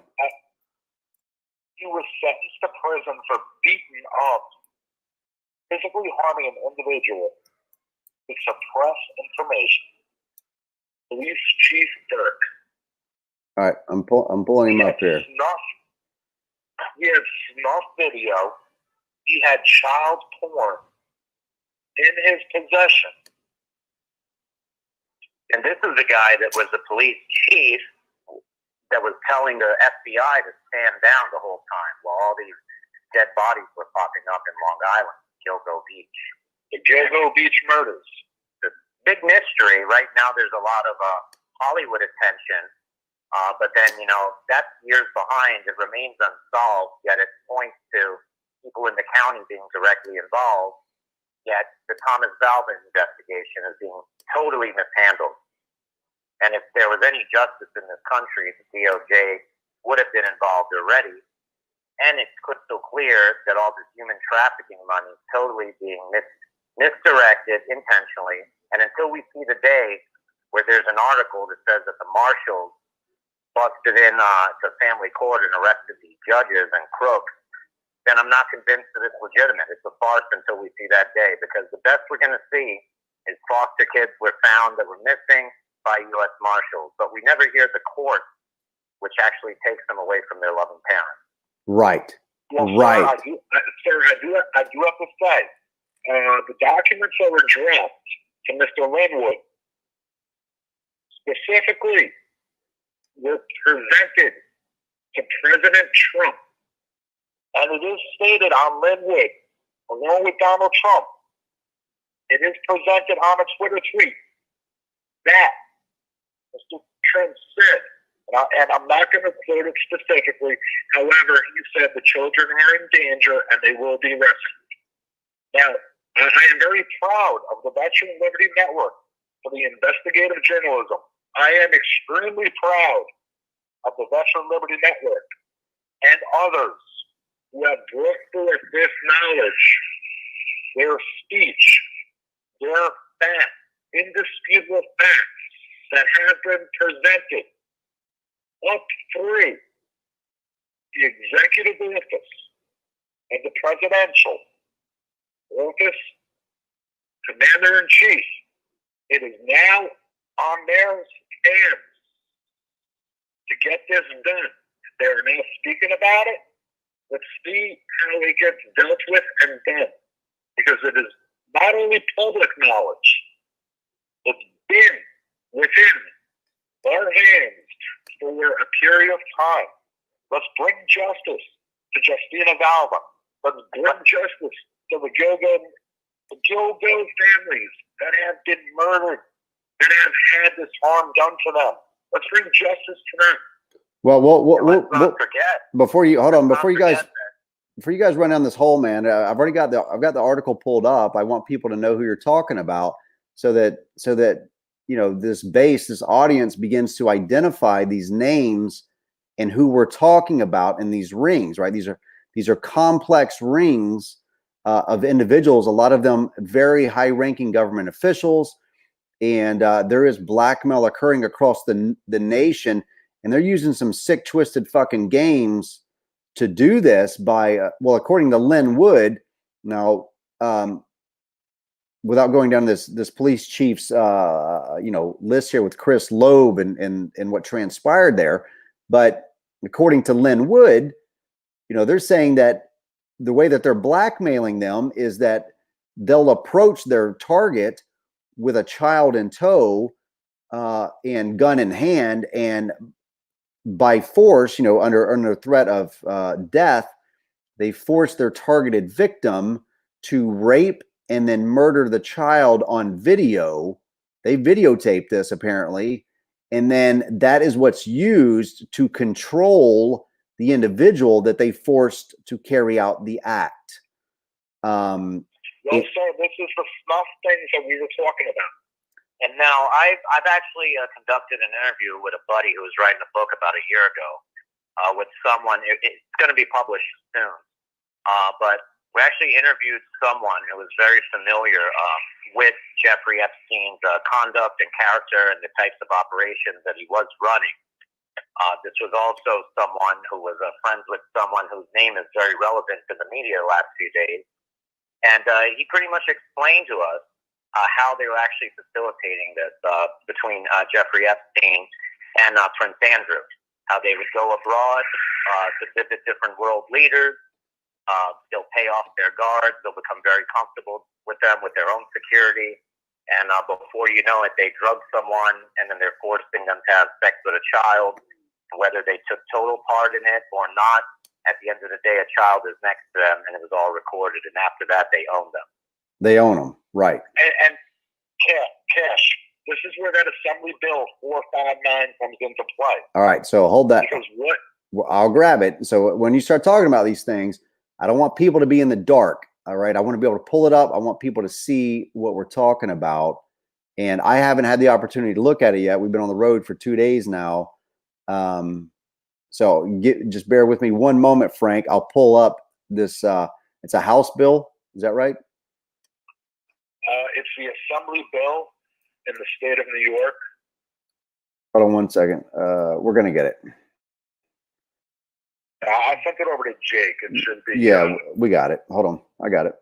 Yeah. I just want to screen share it on my computer here so that people can see it themselves. Jake's got it. I'm aware, sir. I know you're aware of this, and I'm also aware that we're doing this on the fly. But it is imperative. It's fucking imperative. All right. So this relates to the definition of designated offender. Now let's speak about that. Oh, this is the amendment. Because instead of getting to the root of the issue, it's designating a victim as having some sort of closed court, some sort of anonymity. Okay. Now, I understand that, when a crime happens, or not even, you can even talk about a family offense. And, when something happens to somebody, they're hurt. And I don't want to use the term butt hurt because, that lacks empathy. However, they're hurt. But how is it that if we're talking about qualified immunity and absolute immunity with individuals within office that hold the power, and now they can say in a courtroom that we're not going to allow cameras in here, that we want to protect the victim, I have a problem with this. Because public has the right to know how severe things get after you have, the bad actors in these courts facilitating this stuff, not following any procedure, no evidentiary standards, not meeting any burden of proof. The judges are using software that determine the outcome, which is going to happen on your case. They're bonded, they have immunity, all this nonsense, and yet your children, layers of protection. Layers of protection, children are right? going to get ripped away. Or if you're lucky enough to still have surviving children after such a tragedy, they're going to close the court down after the mainstream media exploited the case with the intent of aiding and abetting legislative efforts, unions, bringing more money, more funding for training. And it's a bunch of nonsense. At the end of the day, if the police cannot do anything against people who are acting under the color law in these agencies, in these courts, who are stealing children, getting federal grant money with immunity, then, it really raises the issue, how are the police doing good here in America? Now, we know that they want more social workers and less police, but that's when Tony, the issue works. let's back it up a little bit.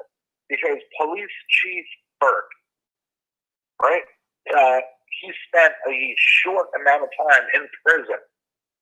And within his personal possession, he had snuff films, he had porn of underage children, and then he beat the shit out of a man while in custody and chained to the floor. The power and the control of this individual is mind-fucking. It's baffling.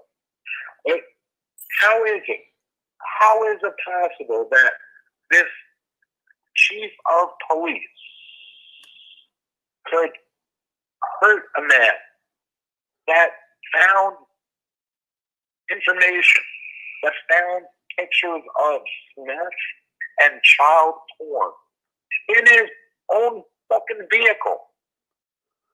Yeah, and then he gets out of jail within a couple years. So let's loop this in together, right? I need you to help me to understand this bill. So just with the surface part of the bill, it reads like it's a to reduce whatever criminal penalties would occur as it stems or is connected to prostitution in the state of New York. So, which is soon to be made legal. Well, okay, so listen, if I had a pimp and that pimp was pimping me out, well, then I would get off. But right. If you had been trafficked,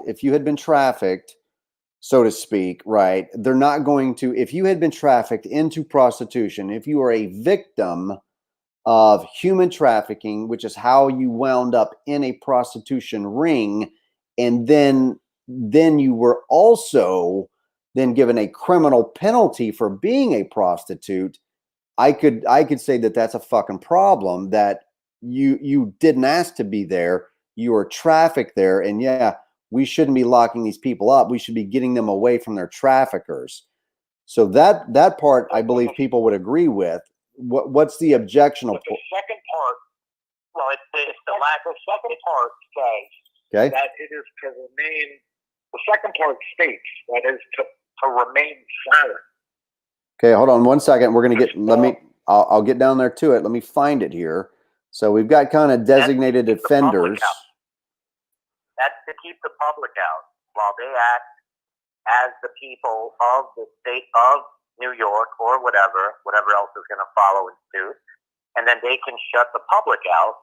And, we see tons of prosecutorial abuse, which is what Sidney Powell talks about, I talk about in the past, just like CPS lawyers are doing. They can do whatever they want. They get away with it, all this immunity. And it shows you how these bills could be used nefariously when they're made into law. But Right. not only if, They have.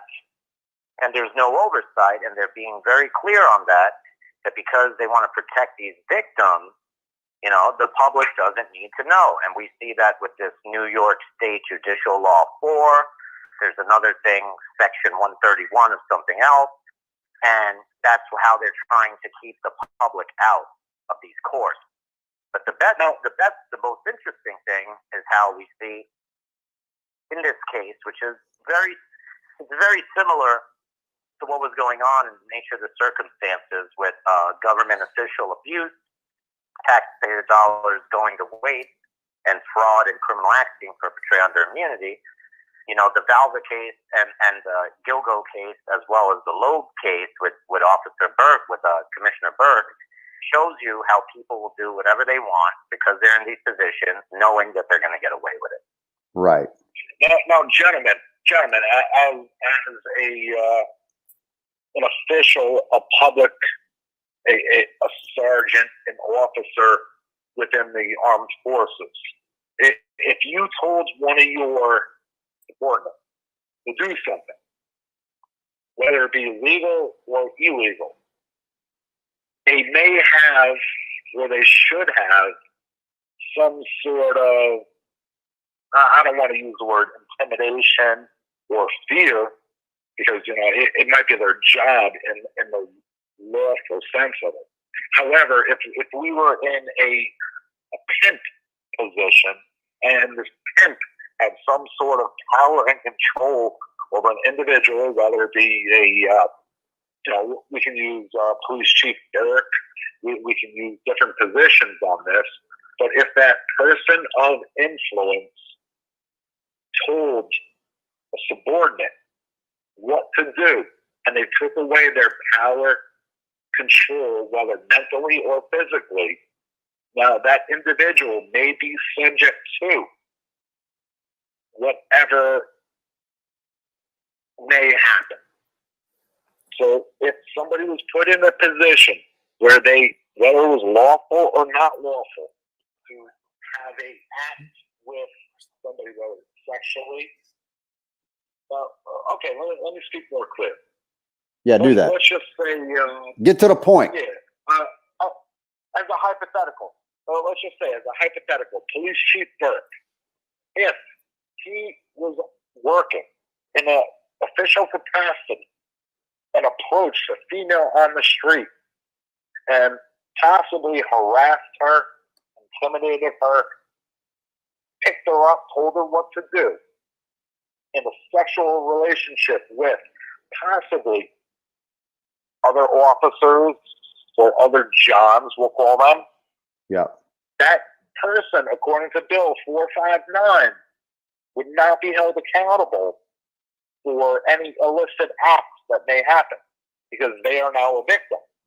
But that individual, such as Police Chief Burke and any other official within a scope of a capacity, they have qualified and possibly absolute immunity, which could tie into Supreme Court Justice Roberts, Mr. Epstein, several others out in the Montauk, Long Island area of these high elites. That's some mind-blowing fucking shit right there, sir. Well, And it is substantiated. It is, right. And let's get to something that a lot of people are debating right now, right? So a lot of people that have been, listening to this show unfold and the discussion of how the blackmailing is occurring so allegedly by Lynn Wood. Lynn Wood has alleged that the FBI, CIA, the CCP from China, and several other intelligence agencies would use a blackmail technique of taking a child with them. So the intelligence agency, according to Lynn Wood, would be the perpetrator of this blackmail. They would use children as a part of this blackmail scheme to then hold a gun to an individual's head, force them to rape the child, force them to murder the child on video, and then they would use that video material as the blackmailing leverage over their target, whoever that target might be, and what we believe to be true, or rather what Lin Wood believes to be true, and what's getting espoused here is that this blackmail has occurred on very senior level officials. I believe some of what has been alluded to was the notes that were passed to the Clintons and the Obamas and the Bushes during Senior Bush's funeral. We saw the video there of Jeb Bush, Hillary Clinton, and their facial expressions. Hillary Clinton remains stoic as always, as anybody as depraved as her is. Jeb Bush's, though, his expression was the most telling. And it's my understanding these notes were passed by the Secret Service during that funeral service to these individuals. And it's alleged that that note said from Bush Sr., I'm sorry, they know everything. Those 5 words. Well, Cash, on that note, we got some crazy feedback on that one. Okay, so WikiLeaks does have a whole bunch of the Clintons' emails, but what's more important, we have audio. I shit you the fuck not. We have audio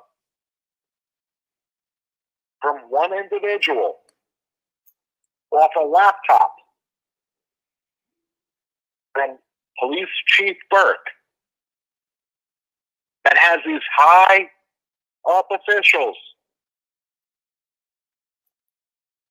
in the moment of this child porn, and also speaking of and joking and laughing. Oh, we can drop it right now, sir. Well, no. Why don't we do that once I get to DC and we get connected, and we can do this on one large broadcast. How about that? I like it. So, well, look, it's we've been going now for 2 hours, Frank, man. You guys have really laid out some new material for us that we're gonna want to get into. The 6th is going to be potentially a volatile day. We don't know what's going to happen. We don't know if there's going to be a certification actually done by Mike Pence in the Senate to certify the results of the election. And we, frankly, Cash, I really don't care about that. Well, I think that we need to care. To me, this is more important. Well, here's why we need to care, Frank. We need to care because, as far as I can tell, and again, I've made it clear, I didn't vote for Donald Trump, but what I have seen is that the most human trafficking rings that I have ever seen busted in American history in my 42 years on this earth have been occurring under the Trump administration. And despite all the crazy shit that guy has said, all the crazy tweets he said, all of the crazy bullshit that comes out of that guy's mouth, the one thing that I will say and where I stand is that the human trafficking rings going down, I don't know if this is just we're scratching the surface. I don't think the American people, we don't genuinely know how deep this shit goes, but we're seeing it unfold every single day right before our eyes. And we're seeing a lot more come together. And what we've been saying all along as reformist advocates is that these state courts are trafficking our children. They're taking kids without due process, okay? And we're tying all of this shit together and showing the fucking world that we weren't crazy, we weren't lying. They're driving out the protectors and the providers to make it easier for them to take the children into state custody, with which point it's far more likely they're going to get molested, raped, abused, murdered, and end up in trafficking rings. And we're on the front lines fighting that shit. I just don't think many of us ever really knew what it was we were up against. Well, sir, that's a whole second conversation. That is. Actually, we can tie the federal fucking government and the state government to agencies for crossing state lines for trafficking commerce, human trafficking for financial incentives, For mail fraud, too. skin, and mail fraud too. Off the skin of our balls and our back. They're using the post office, right? So when you guys say mail fraud, let's be a little bit fucking clear about what you mean when you say it, so that people go, we're not talking about, we're shifting around a few letters here and there, right? Or opening up somebody's mail, right? Let's get specific about how the post office has been contributing to this problem. What do you guys have? Well, I would say that it's fair to say that they can be doing this through papers, through mail, and they can also be doing this through a means of electronic platforms. Now, the question is these software platforms that the judges and courthouses are using that are in contract with each state, does that shield them from anything through their bylaws and everything, all the nonsense? Because this is a deep rabbit hole, and everyone likes to protect themselves, but we know that what they're doing is totally wrong. Yeah, absolutely. Well, and that's why people are so pissed off, is because look, the millions of parents out there that just think I'm just a product of this system and I just got fucked over in family court, and they don't really understand the why. Okay. On our surface, 3 years ago, 2 years ago, we believed, oh, they're just doing it for these federal incentives. They're doing it for these federal dollars. Well, I think now we recognize it wasn't just for the federal dollars why fathers are pushed out of the picture. It's not just so that we can pay child support so the state can receive more federal dollars. It goes much beyond that into, that's what sets the stage. You push the strong man out, push out that father figure, you push out the front line defense, you eliminate for them. Their greatest risk is a strong protective father in their way. So you get rid of them, you create the circumstances where a woman's now working full-time, she has the kids full-time, dad's working full-time to pay as much child support as what the state has ordered, right? So he stays out of the picture because they're always beating him about the brow that if he doesn't pay it, he's going to go to jail. So now he's out of the picture effectively. They've wrapped his hands up. Now mom's working 2 to 3 jobs, leaving the kids with babysitters and other people that they don't necessarily know or trust. And they think that the state's doing a good thing by them by giving them full custody, by ordering child support. But what they're really doing is they're creating millions of circumstances where it's now more likely neglect and abuse charges will be levied at the mother. And then when the state comes knocking with 4 or 5 police officers in tow on some young single mother's doorstep, she's more likely to hand those children over underneath that underlying threat of force with the police standing there. Because if she doesn't turn them over, what's the conveyed threat? You don't turn them over, we're going to take them anyway, and it's going to get worse on you, right? So they hand the kids over. That's what your lawyer, your Ted Bush, is speaking about. Right. And right. So attorneys like Ted Bush are speaking about this. My attorney, Ted Bush, this is some bullshit that's happening to millions of Americans. And what they want to spin it as is us, that we're just pissed off, angry fathers. And they're right to the degree that we are pissed off and we are angry. We've got legitimate reasons. And it's because many of our kids are being put into the hands of molesters and child traffickers, and the fucking judges know it and they don't care. They turn a blind eye to it. And men out there and women as well, they're scratching their heads going, that doesn't make any sense. Why would they put my kids back in the hands of a molester or a pedophile? Because they're a part of that industry. They're a part of that network, and they're protecting this fucking monsterhood that is hidden under this guise of doing the best interests of the child. That's fucking bullshit. They're selling our kids into these human trafficking rings, and they don't have to get them all. They just create a huge pool. So it's like shooting fucking fish in a barrel, right? And we have groups that are, pedophile affiliated that have adhered onto social justice platforms such as LGBTQ.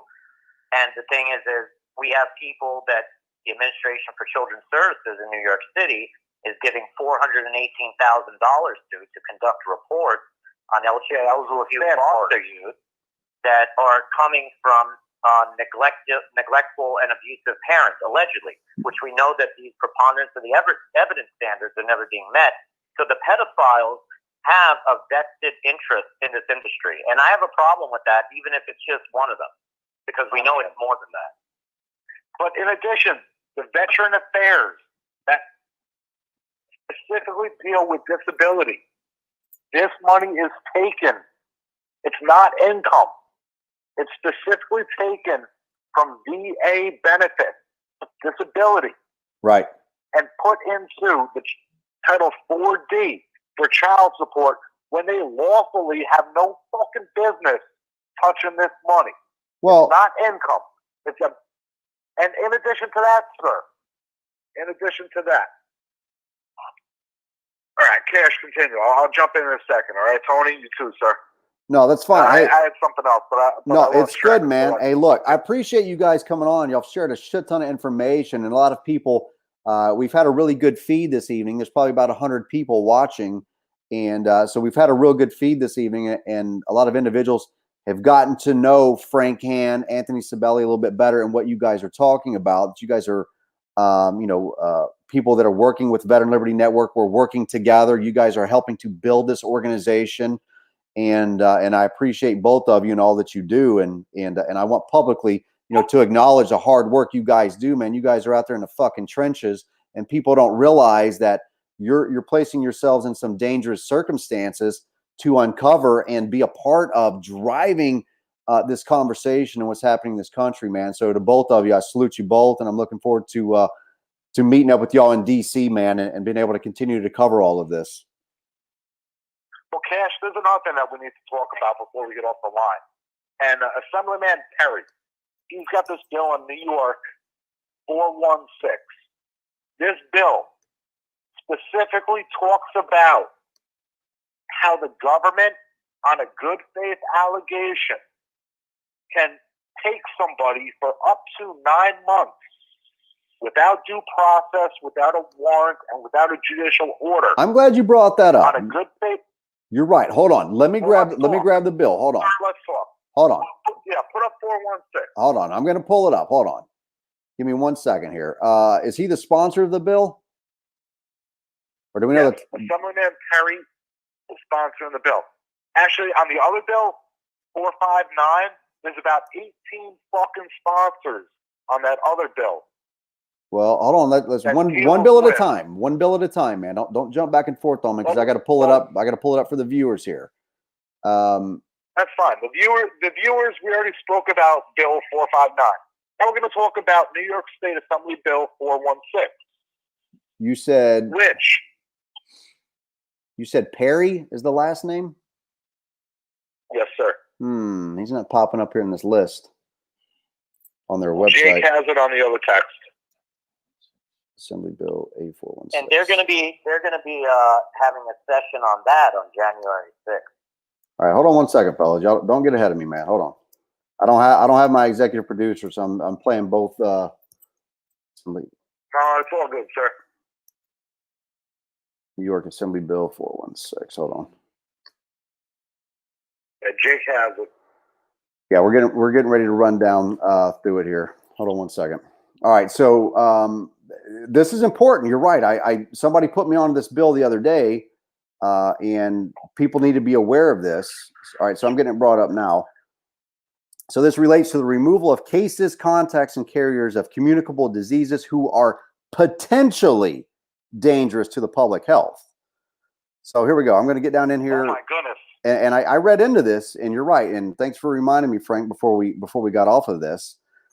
Summary of the bill relates to the removal of cases, contacts, and carriers of communicable diseases that are potentially dangerous to the public health.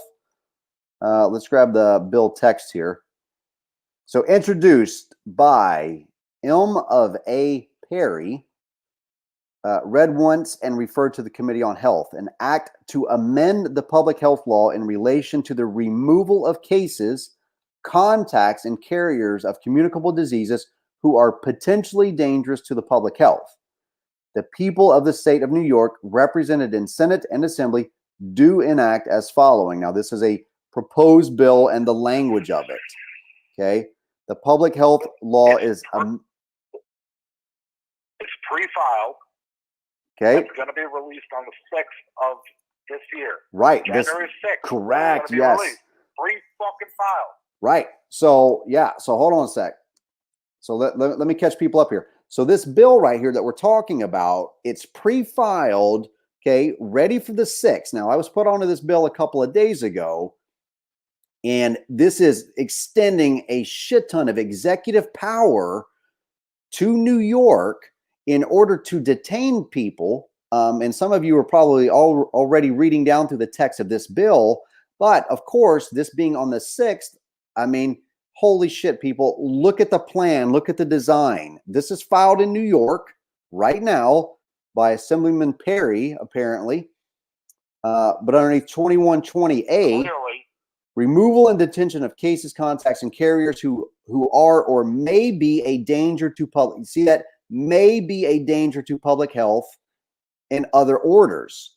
You could attribute that to Which anything. goes into a good faith allegation. Anything. Goes into a good faith allegation. Just like these fucking bullshit unlawful orders of protection. Right. The Across same the shit that we nation. said. Right. And this is the same shit we were telling you folks for the last several years. We've been saying that when they remove fathers out of the picture, they do it on some good faith allegation. They use the lowest evidentiary standard at preponderance to issue these backdoor red flag gun laws, push dads out of the picture, take their guns, take their home, put them on an uphill battle to fight for their kids. That was a pre-staging, okay, and getting into their comfort zone for what was to come next. And what was to come next is this bullshit, right? This stuff's been in the works for a Yes, long sir, time, that is folks. correct. This isn't fucking like people think that this stuff's just now kind of appearing, coming out of the woodwork. No, they set the stage with these other pieces of legislation that nobody saw. They got it by everybody. It became a common policy and practice in every single fucking state. And all of these special interest groups, like the domestic violence organizations, were collecting millions and millions of dollars in federal funding to run these programs in state overreach. Now we're getting into the real shit. And this is where it becomes, this is some CCP, communist China, far right fascist, Nazi party shit right here that we're talking about. Upon by And if you terminating have by, children, now they're if you using, have children, they're now using, you gotta fucking worry about yourself. so now they're using a clear and convincing standard, right? Now they're not using beyond a reasonable doubt, which is troubling as well. They did elevate the evidence. No, sir. They did elevate No, the. sir. They can, Go ahead. sir. It says they can hold you for up to 9 months. 9 motherfucking months. They can hold you in a camp, a hospital, if you want to be released. You know, you walk into a hospital and you say, I want to discharge myself. Right as of now, you can discharge yourself at a hospital. Not according to this bill right here. This bill can detain you for up to 9 months without due process, without a court order, without a warrant, just on a suspicion of a good faith allegation. They can hold you if you might possibly be an imminent threat based on a disease. It's not specified what kind of disease it is. With such a disease, yeah. Under It could be I'm sure HIV. It could be anything. There you fucking go. It could be the fucking flu. Yes, they do. People die by the flu. Tony is correct. This could be the flu. What Tony say? I'm sorry, I was talking. What'd you say, Tony? I was saying that I'm sure it's guaranteed under the shield of immunity. Oh, I have no Whether that's doubt. civil, criminal, or both. Right. They'll be able to round people up. Cash. There is a public health law that we discovered where you can make an allegation against an individual, and a peace officer, a police officer, or multiple agency people can detain an individual. Tony, correct me if I'm wrong. It's just civil. It's just civil immunity. But when you take a child, you have civil and criminal immunity. Yes, this is mind-blowing shit, but this is what is already law and possibly soon to be law in the state of New York, the progressive state of New York. Right. Now, let me pause you for 1 second. Somebody asked a good question, and I don't necessarily have the answer to this off the top of my head. And this is one of those areas where I have to plead ignorance and say up front, I don't know. So they asked a two-part question, and Bob did. So, Bob, thanks for your question. He wants to know, what does it take to put a grand jury together, and what questions are asked to become a part of a jury? Jury questions. Do you know the defendant? Are you biased against the defendant? So he's given a couple of examples there. Due to social media, prosecutors are having a hard time putting a jury together. Maybe that's some sort of a fair argument on juries, because if a clear and convincing standard has to be met. Now, I didn't get into the context of this bill enough to realize whether or not it appeared to me at first reading that there is no jury, that this is just an an executive decision based on this good faith allegation. But somewhere in there, I mean, they've put in there that there's a clear and convincing standard that's got to be met. But you know as well as I do that these judges fucking look over any evidentiary standards to begin with anyway. So whatever standard they put there is kind of, a moot point when we don't hold these judges accountable anyway, when they don't follow the law. Well, Cash, that clear and convincing comes way after an individual is detained, and it's up to the governor's discretion of whether or whether not that clear and convincing comes into play. And more specifically, this is not a law in the state of New York. However, Rule 38 clearly states in a civil court, one can respectfully demand a jury trial. Rule 38, 38, Rule 38, look it up.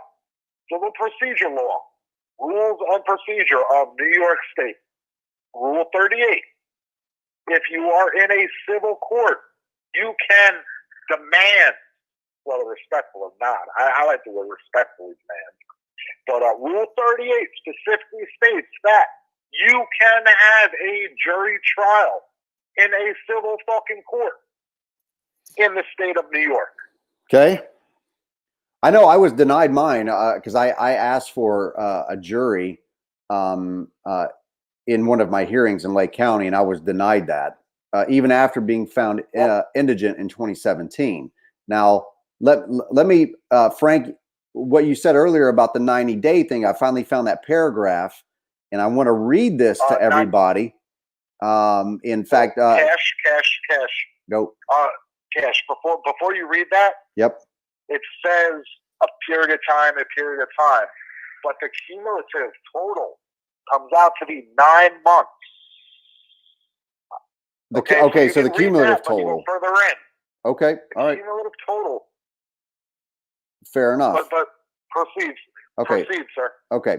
So when a person or group is ordered to be detained pursuant to subdivision 2 of this section for a period exceeding 3 business days, and such person or member of such group requests release, the governor or his or her delegee shall make an application for a court order authorizing such detention within 3 business days after such request, by the end of the first business day following such Saturday, Sunday, or legal holiday, which application shall include a request for an expedited hearing.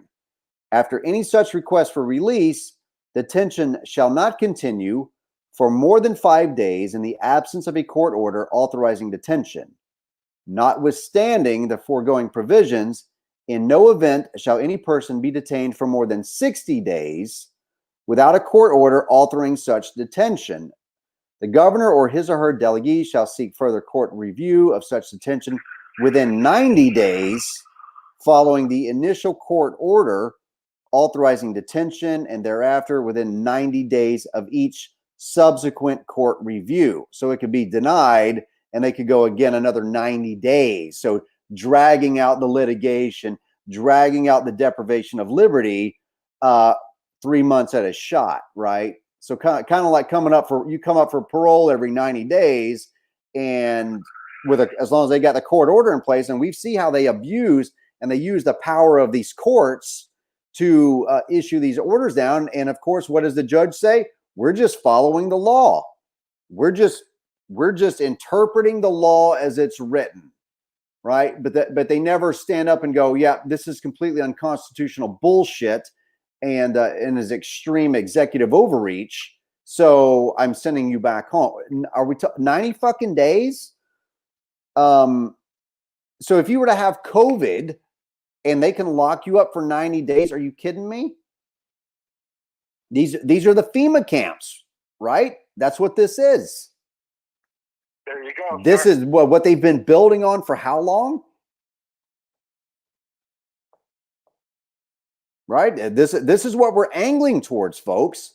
And states like New York they're on the front lines of this. They're driving this. All of this madness in our country, this craziness of just being able to drop kids off and kick them out and throw them to the curb at a police station, a fire station. This isn't about saving a child that was going to end up in the system. It's about making an easy avenue for a woman to be able to just take that child and drop it off. Then they don't need the police to come to the door, right? Now they've got mothers who go, you know what? I can't afford this child anymore. States like Texas proposing this law. So with a child being up to 12 months old, they can just take and drop the kid off. They're making it easier for them to just take the kid, and now they're working on getting around where they don't even need the police. They don't need CPS. Just bring us the child, drop it off. It'll be safe with us. It'll be good with us. And mom can drive away, resting assured that the child is now in the capable hands of a handsome firefighter, right? Who she saw on her firefighter calendar. That's who's caring for her child now. No, the state's ending up in cash. Yep. So we discovered this interesting law within New York State. We call it chattel recovery. And Tony, you want to talk about that law? Still here? Well, buddy? yeah. I mean, it'd be something to explore in the future. When we can find the good law enforcement out there that we keep hearing about that constitute being equivalent to peace officers. 1024, the section of Family Court Act, pretty much states that anyone using a peace officer has full civil and criminal liability removed. They have immunity, and they can take a child on a good faith allegation without ever appearing before a judge.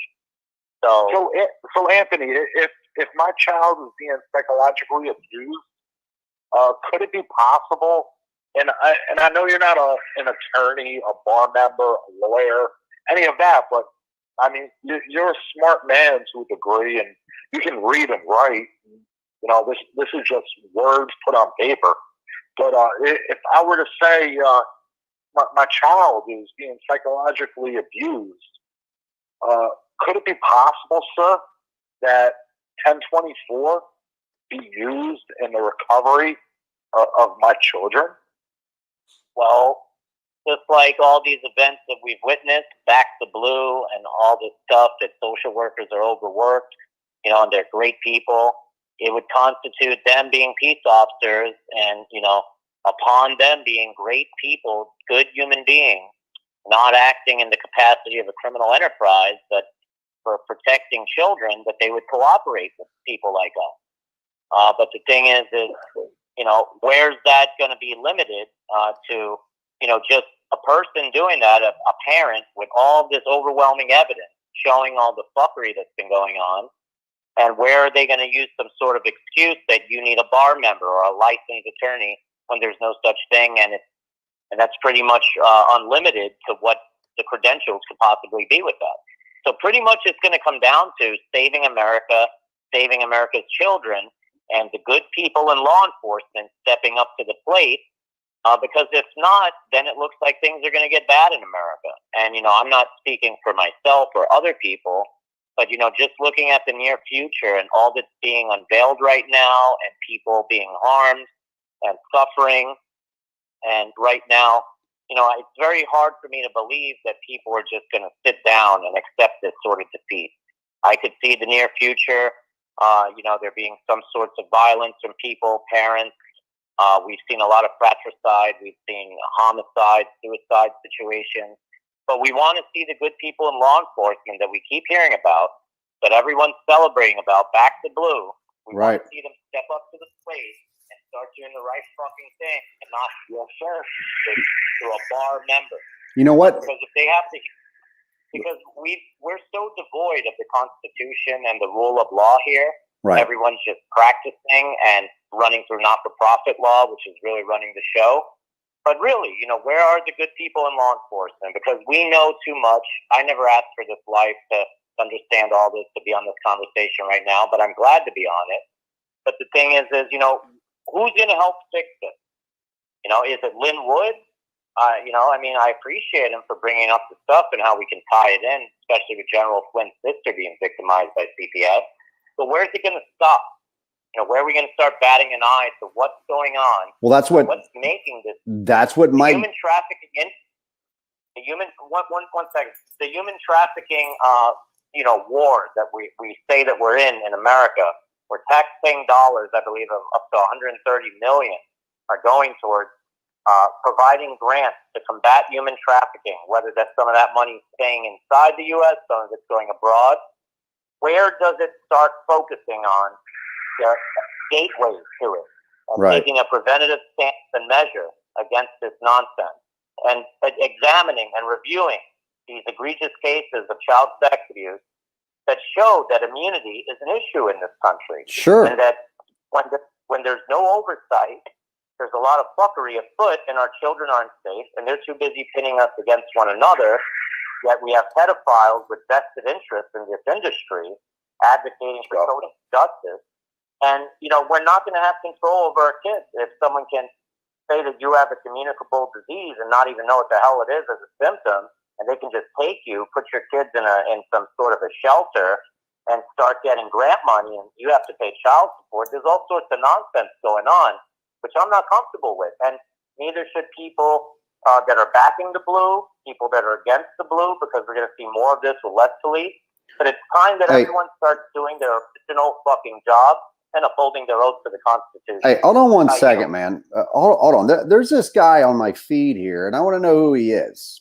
You guys do me a favor. Go check this Shahzad Cheyenne Tajak out. I've already done that. I blocked him here on the thing, and he's spamming the page. So I want to know who he is. If there's people here that can track this guy down, or what's he saying here? I want to know, because it's in. It appears to be in possibly Arabic or some other Middle East language with some numbers included, and I'd like to know what it is. If anybody knows what it is that Mr. Shahzad Cheyenne Tajak is, and he was able to get around me blocking him, so I blocked him because he was spamming this feed with this, and I think that I think that some of my supporters should use their skill sets to go find out who this guy is and what this is that he's posting, because I don't know what it is. But if there's any relevancy to what we're talking about, I don't want to discount it. The guy's clearly motivated to get to put down whatever this is in these comment sections, if y'all can see what I'm talking about. Yeah, he's on my main page apparently. According to Thomas, he's not on the VLN page. Well, I sent it out to two interpreter friends of mine. Hopefully they can get to it. Okay. But, I'll let you know if Mr. Shahzad Cheyenne, I don't know if you're if you're here to troll, if you're malicious, or if you're intrigued of this conversation. I don't know if you speak English, but we're going to get somebody working on what it is that you've sent over, so we can try to discover what it was. Clearly, you're motivated to. Oh, here, Brian Lee, I think, is translating it. Big Bash has arrived in the ground. Every match is with full guarantee. Those who have lost a lot, contact now. Your work is to win the match. My contact. I don't know what the fuck that means. Yeah. No, well, we'll dive it deep on something else. Okay. Anyways, well, look, man, it's some complex issues, but I think that we're starting to tie a lot of stuff in together. And Michael Gilligan, I don't have a. There is something else. There is something else, and we need to utilize this because any individual within the state of New York that is an adult, that has a faculty that is coherent, one can allege on another good faith allegation that their faculties may be lacking, and they can be withheld. And like the friggin' Guardian, ASAP. And I believe an individual that makes that good faith allegation is civilly and criminally immune. It's just civil. It's just my civil. bad. It's just civil, right? So if I want to say Tony's a fucking flying fuck of a bat job, well, I might be able to have him detained on a good faith allegation. Well, that's not a communicable disease. Well, no, this is actually not a bill; it's a law that's on the books. Oh, and that's a public. Yeah, And I this mean- is not- and I this is Right. another one. Where would that, like, let's say, like, it's not, I'm not trying to make fun of any judges, but through this 2-year journey so far, I think I've seen at least 2 judges who had some mental issues, which, whether it was degenerative or, an age thing or. Oh, it dropped them. Call dropped. So look, I'm well over anyway. It's been Frank, Tony. Do me a favor if you would, just message or call those guys back. I wanted to cut it anyway. We've been going for 2.5 hours, no break. So it's been a long, productive show. We've covered a lot of material. If you get a chance, please share this with others. Go back and watch it tomorrow. Play it for others at work. This is a working man's broadcast ran by veterans. And we're developing a network of men and women that are becoming what I label as grunge journalists, and meaning that they're street level men and women that are getting themselves into the mix. And we're not taking mainstream media at their word any longer. We're not taking that shit.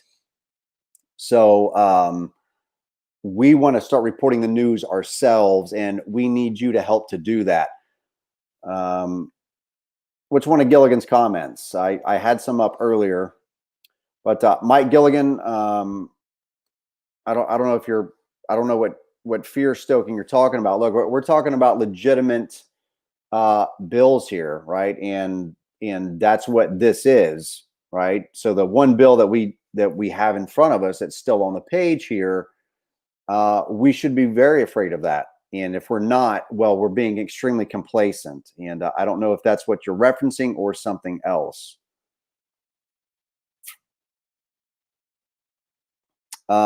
Sandra, I wish that I could. I wish that I could get involved in personal cases. I just cannot. There's millions and millions of them. I'm suffering. This guy's suffering. Right? We've got so many people out there that are suffering. I can't devote the kind of time and energy to individual cases that I wish that I could. And we're working on experiencing, or we're working on exposing, rather, the larger systemic level about what's transpiring. And so that's what we're doing. Mike, if you want to come on the show, man, you're welcome to refute these guys, right? You're welcome to refute anything that they say, and we can have a gentleman's debate about these issues, because that's the only way that we're going to really get to the bottom of things. But what you can't discount is some of the things that they've said, and here's where they're not full of shit, okay? That police chief in Long Island did, in fact, fucking beat up Chris Loeb, who did break into his car. The fact that they are sending millions of dollars, like $130 million to Long Island to combat human trafficking. That's not bullshit. And so, Mike, we'll talk offline, man, and whatever you want to backfill me on, you can. But a lot of what we've been talking about for years in family law reform, I believe there's a direct correlation to these human trafficking rings. And I think that, of course, this is all, again, it's by some complex design that was put into place decades ago. This isn't recent. This has all been building up until now.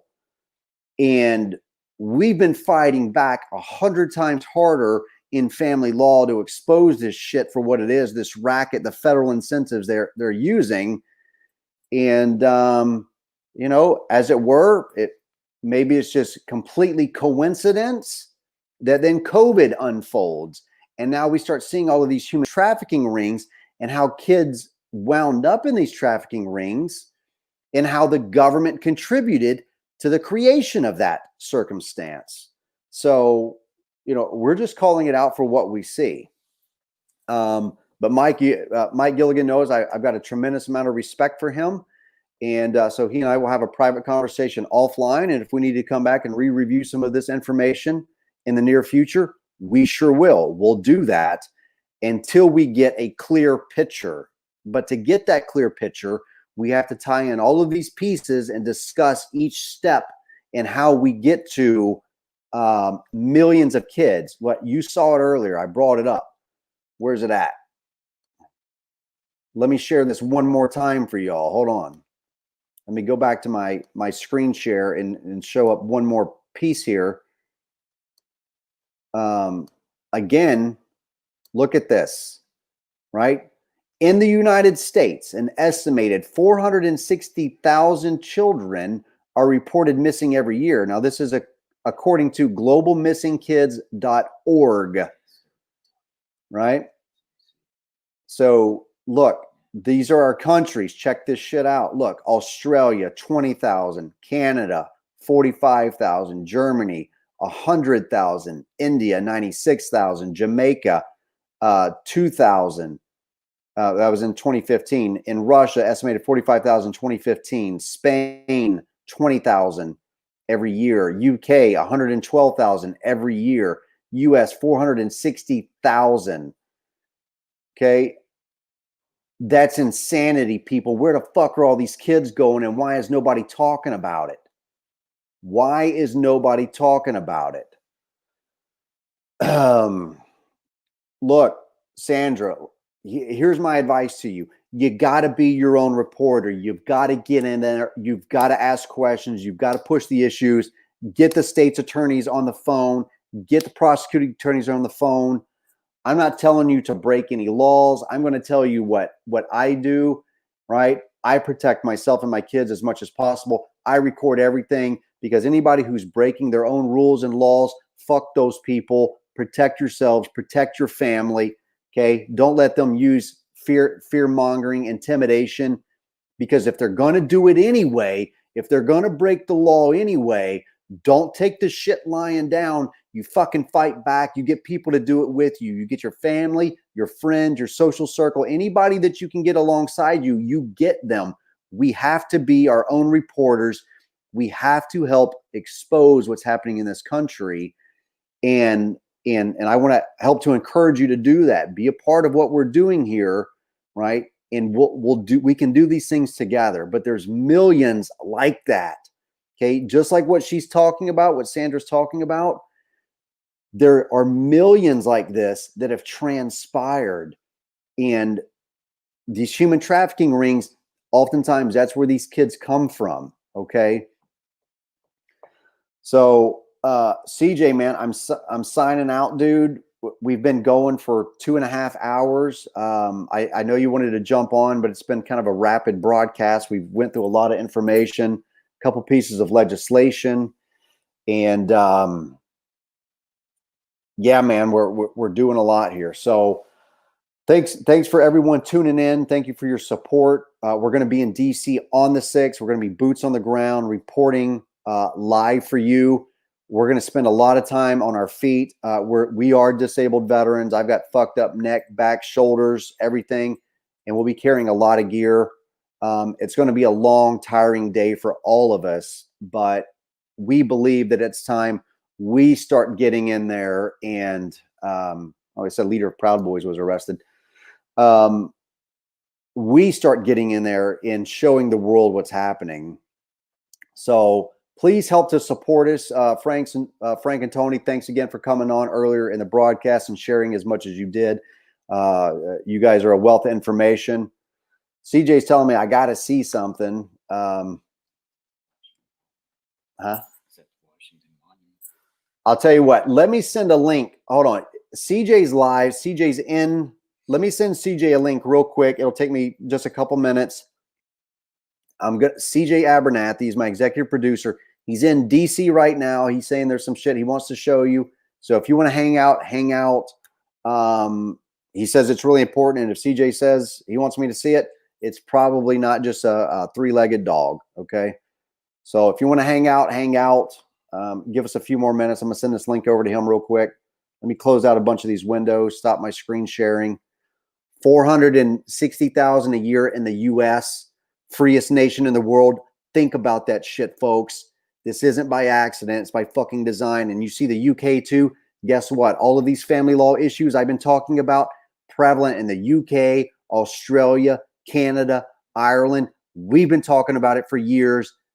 And we didn't make the direct correlation on such a large macro level about what we're talking about here with human trafficking. Okay. This is far bigger than any of us ever knew about. So, again, hang tight. Let me grab CJ real quick and see what we got. Hold on.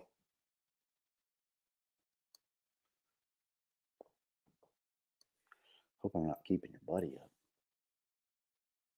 I don't think so. Yeah, he's got a fan. He's on the other side. On the bottom.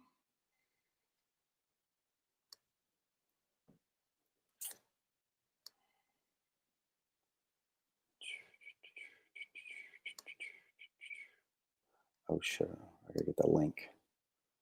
I gotta get invite. There it is. Copy the clipboard. Dum, dum, dum, dum, dum.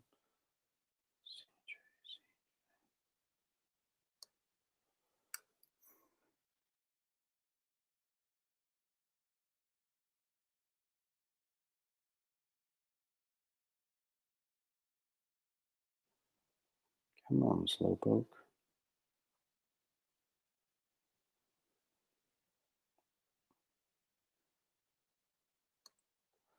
Paste.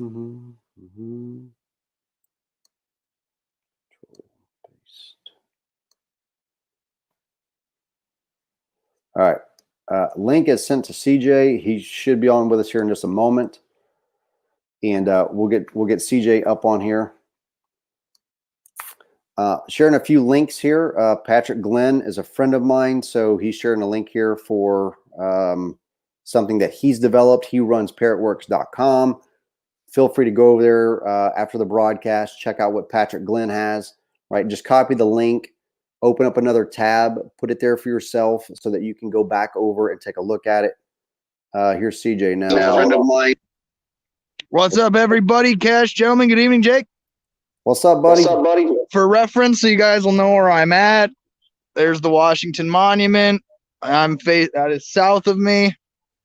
North of me is the White House. Or wait, what is all this? They've got construction. You want to put me full screen, Cash? Let's do that. Hold on. How do I make just you? Just hit the square under my picture there, or my video there on the stream on my link. There you go. All right. So clearly everything's blocked off. You can't park on this side of the street. The White House is exactly that way, but there's a bunch of stuff they're building up like a stage, and they've got it all blocked off, and looks like they've got some construction for a big show going down. I don't know, but you can't see the White House past it. So where you'd normally be looking at the White House, it's looking like a bunch of rigs for a stage yeah. So Are you standing on the corner by the Yeah. World War II Memorial? yeah, we've been here before, Cash. This is where Yeah, I know about you're- 150 feet that way in 2017 we had at the march where it concluded there at the White House. Right. That's about 150 feet that way. So yeah, they've got this whole thing that they're putting up right now. So I made a pretty good damn timing, if you ask me. So if you guys could please, patreon.com/Cash Jackson helps the VLN get out to DC and to bring the reporting on the ground directly to you from a veteran perspective. So we definitely appreciate that. And there's police everywhere. I mean, you cannot look left or right without there being police. I mean, Right. so if anybody has any ambitions, I know it's a pretty deep show tonight, but let's end it with some levity. Good luck. It's gonna be damn near impossible to squeeze out a fart without a law enforcement officer hearing it. So yeah, but that's, I guess something's going down here. So I don't know. I'm gonna kind of stay in the area for a little bit, see what I can see, and take some footage and whatnot. But I look forward to see you guys. Travel safe. And it sucks when you don't have your producer actually in a studio, huh? Right. Yeah. Dude. Hey, you're doing good though. You did a good. I listened to the whole thing. It would help if I was there, but we're doing this. I'm literally in DC, Cash, because you said we got to go to DC. I'm just saying, CJ, I've had like 110 people on tonight with no executive producer, so there's that. I mean, you tell me, Cash. There are cops everywhere. Everywhere. So you there tonight, man. I'm probably going to stay in my truck right over there.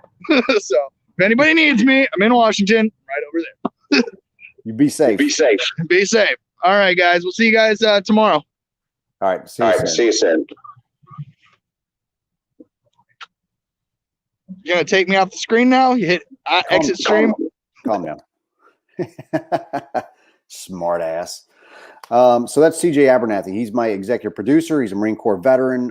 He does have a Purple Heart, and great guy. He's going to be with us in DC.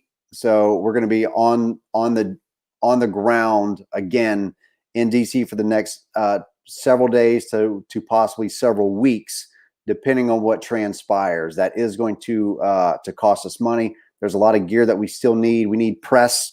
We want to get, if you can help us to get, please, press and media. We want like Velcro patches to go on the back of our rigs that we're going to have. So just Velcro patches, about 4-inch by 8-inch, white lettering, okay, press, so that it's on our back, so that we're identified from people from the rear. That way, we don't look like, we don't want to be confused with being someone that we're not. We are there as media. And we need your support. We do. We don't have a metric shit ton of money. In fact, a lot of what we do is off of our own personal money, and that doesn't go very far. But using technology, I mean, we can broadcast and catch a lot of information while we're there. So, this guy said earlier that, and I wanted to address it real quick, that yes, well, CJ is a bit of a smart ass. That's not the one I'm looking for, though.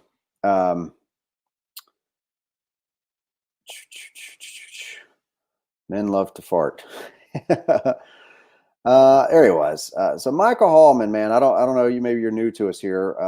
Said you weren't scared about the. What'd you say? What was your remark there about the hillbillies, uneducated geriatric hillbillies? Yeah, I don't know exactly. Look, yeah, you're clearly you're caught up in a lot of that divisive rhetoric, and we're not here to wage war against fellow Americans. We're here to wage war against a very corrupt American government that is saturated with corruption from end to end. And wherever you fall in there, that's where you fall. Look, I think that as a nation, we should be able to finally come to the conclusion that Congress and our American government is not working in the best interest of its people that it purports to serve. It's working in the best interest of politicians, multi-billion-dollar corporations, special interest groups that present themselves as representing victim groups, but they do not. They are representing their own interest, their own power that they want, and we want to expose that. Okay, and people like Michael, well, they want to start with Donald Trump. Well, I want to start with people that have been in Congress or in office for 47 years, right? People that created this system, that have participated in the creation of this system, and nobody right now between Trump and Biden. Biden's got 47 years of driving this country into the dirt. End of story. Indisputable. That's the fact, Jack. And I don't care if you like it. But I didn't even vote for Trump. So you come here and you attack people like me. Why? Right out the gate, you go, oh, he's white. He's got an American flag on his hat. Must have supported Trump. Two white guys sitting here talking. Oh, they must both be MAGA Trump supporters. No, they couldn't possibly be free and independent thinkers with the ability to have discerning hearts and attitudes and to weigh individual actions against specific individuals, right? And be responsible, mature adults who have civil conversations. Those are the types of people we are, right? And if you want to have a civil discussion with us, you're more than welcome to follow what we do and be a part of it. If not, if you lack maturity, if you lack the ability to have critical thinking and dialogue and acknowledge the faults of both sides of the hyper-partisan political parties, if you can't do that and you think it's one guy, you think Donald Trump created this gigantic mess of shit that we're all enveloped in, you're incredibly wrong and misguided, sir. And I would really encourage you to look at the much larger picture that it's been for decades. It has been a lot of money exchanged hands. It's been about power and influence and control and the state deciding what it believes is best for us, and it's not. And we're done with that shit, okay? We're done with it. So it's not going to fly here, right? With people like us, we're going to call it all out wherever we see it. I call out Tom Cotton. I've been calling out Tom Cotton here frequently for something where he drew my ire with some legislation that he's pushing for mandatory work programs under this idea. Well, it's okay. It's okay, Joshua. Look, you don't have to defend me. It's okay. People like him are going to come here. They're going to make their way here, and we're going to talk to them because that's what we have to do. We have to talk. And he is just as welcome to make his remarks as what I am to make my rebuttals. Okay. And it's not about red or blue, man. It's about America. It's about getting back to what this nation is supposed to be about, right? Our country is supposed to be about individual liberty, maximizing that liberty for all people, and restricting government from intruding into our personal lives. It's not functioning in the best interest of the people. And the left and the right should be able to say together, Congress refuses to pass term limits, right? That's a willful choice that Congress has been making now for many years. The American people have been calling for it. It's no secret. We have demanded reform in Congress. We have demanded that they pass term limits, and they refuse to do it. It's not because they can't. They can pass a 5,000-page bill overnight like that, but they can't come up with term limits. It tells us all we need to know. It's a willful disobedience against the will of the American people, which means they are not fit to serve. They must be forced out. Yes, I said forced out because they're not going to willingly walk out of the door. We must force them out. We can no longer allow them to control our lives in such a manner for people who refuse, like Nancy Pelosi and Mitch McConnell, to relinquish their hold on the American people. The American people must secure their rights, freedoms, and liberties from their own government. We have to do it together. Blue, red, gold, green, all of us. We have to secure it together, right? I'll hold hands with any man or woman that wants to walk side by side with me peacefully, and we push them out of office. They don't deserve to be there. They don't deserve to serve the American people. We want term limits, okay? We want 100% transparency, not 1%, 100. We want complete congressional reform, complete abolishment of their pension systems, their premium health care benefits. Rid them of all of that shit. No more career politicians. Those days must end in 2021, and we have the ability to push that through together. Hold hands with plenty of hand sanitizer. I agree. COVID is out there. COVID does exist, or something exists that makes you sick. You get really bad cough. You have neurological issues, and it fucking sucks, and it's killing a lot of people. The sad reality is you're not going to run from it. The sad reality is these stupid cloth masks like what I've got over here, they're not going to prevent it, right? It's not going to disappear. We're going to get it, right? But we shouldn't be arresting American citizens. We shouldn't be throwing them in jail for having church services in parking lots. I shared something on my page earlier of the airport, and in the airport they've got 6 foot distancing, and then on the fucking airplane you're sitting shoulder to shoulder, and the whole plane's packed. It doesn't make any sense. There's no logic, and we realize there's no logic behind what they're doing. We realize this. We're calling it out. It's bullshit, and we're not going to tolerate it.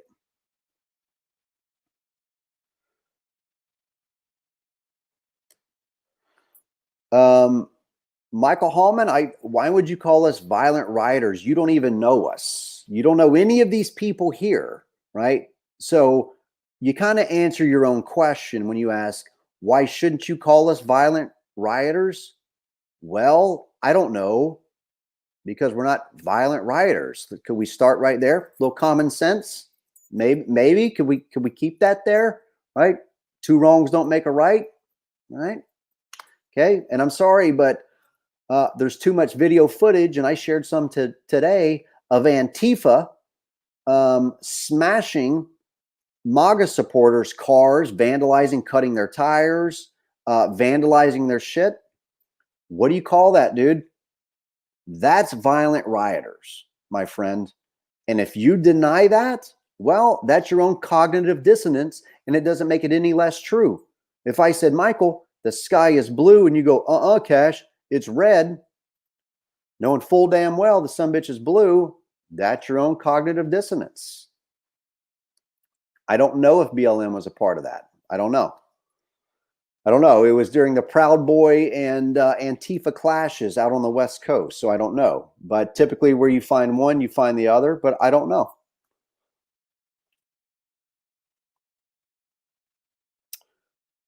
We went and filmed. Oh, okay, you want to talk about BLM? Let me talk about BLM for a moment. The one BLM rally that we went and filmed, okay, in DC, it was a Breonna Taylor march back around September, October. We filmed that, and Antifa and BLM did not want us to film. They actively worked to block us from filming. They impeded my ability to walk freely through the street and just stream and record what was happening. We were live streaming the Breonna Taylor March in Washington, D.C., and it was Antifa and BLM who was making that nearly impossible. They put umbrellas up in our faces.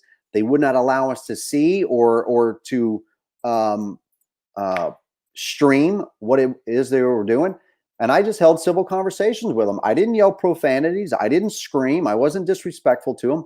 I had conversations the same way I'm doing right here, right now, to say, look, I protected your right to protest peacefully, right? But if you don't want people thinking you're up to no good, stop behaving like you're up to no good.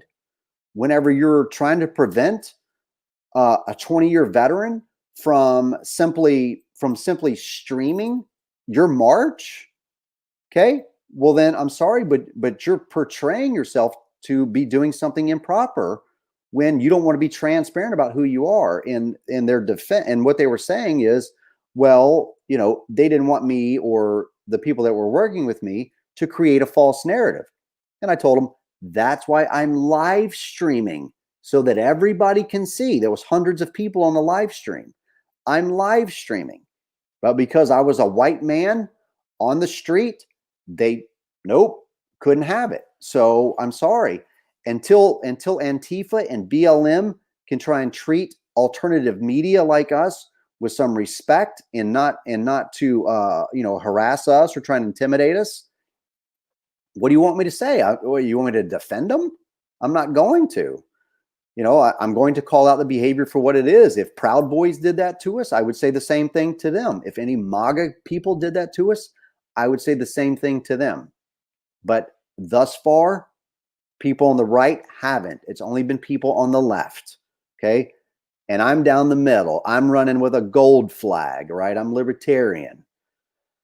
I protect people's peaceful rights. Amber will tell you, I was out in Standing Rock, North Dakota. I protect people's right, their constitutional right to free speech, to protest, to seek redress from government. And that's the type of media we're forming, right?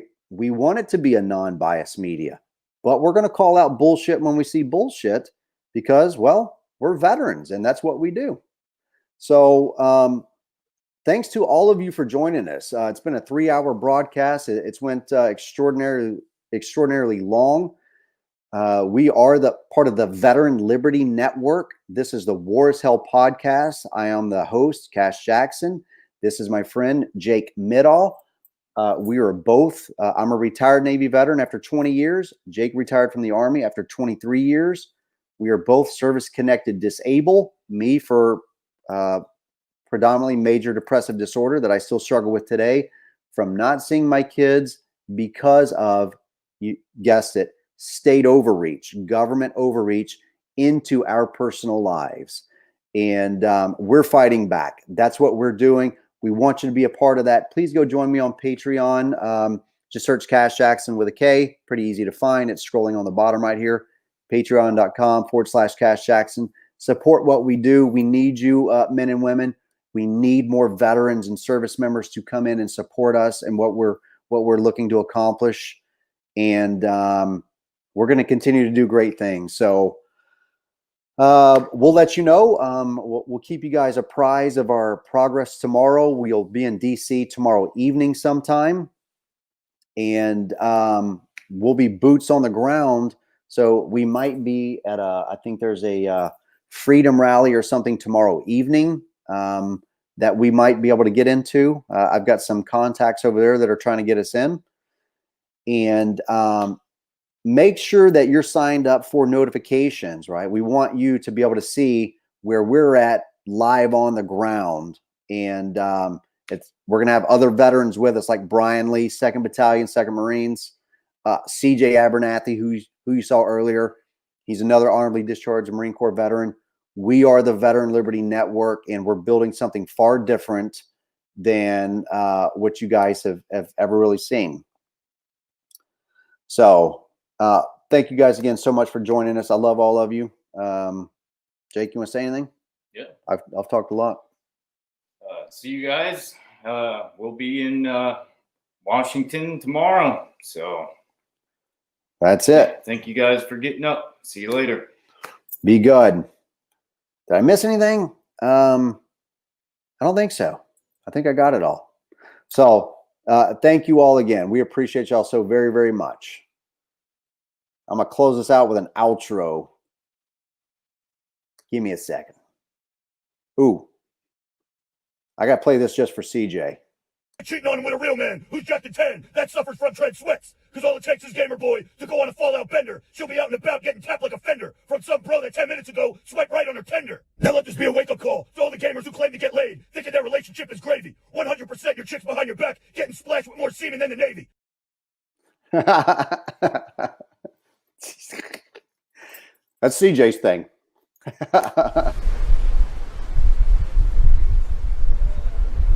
Action! Shot!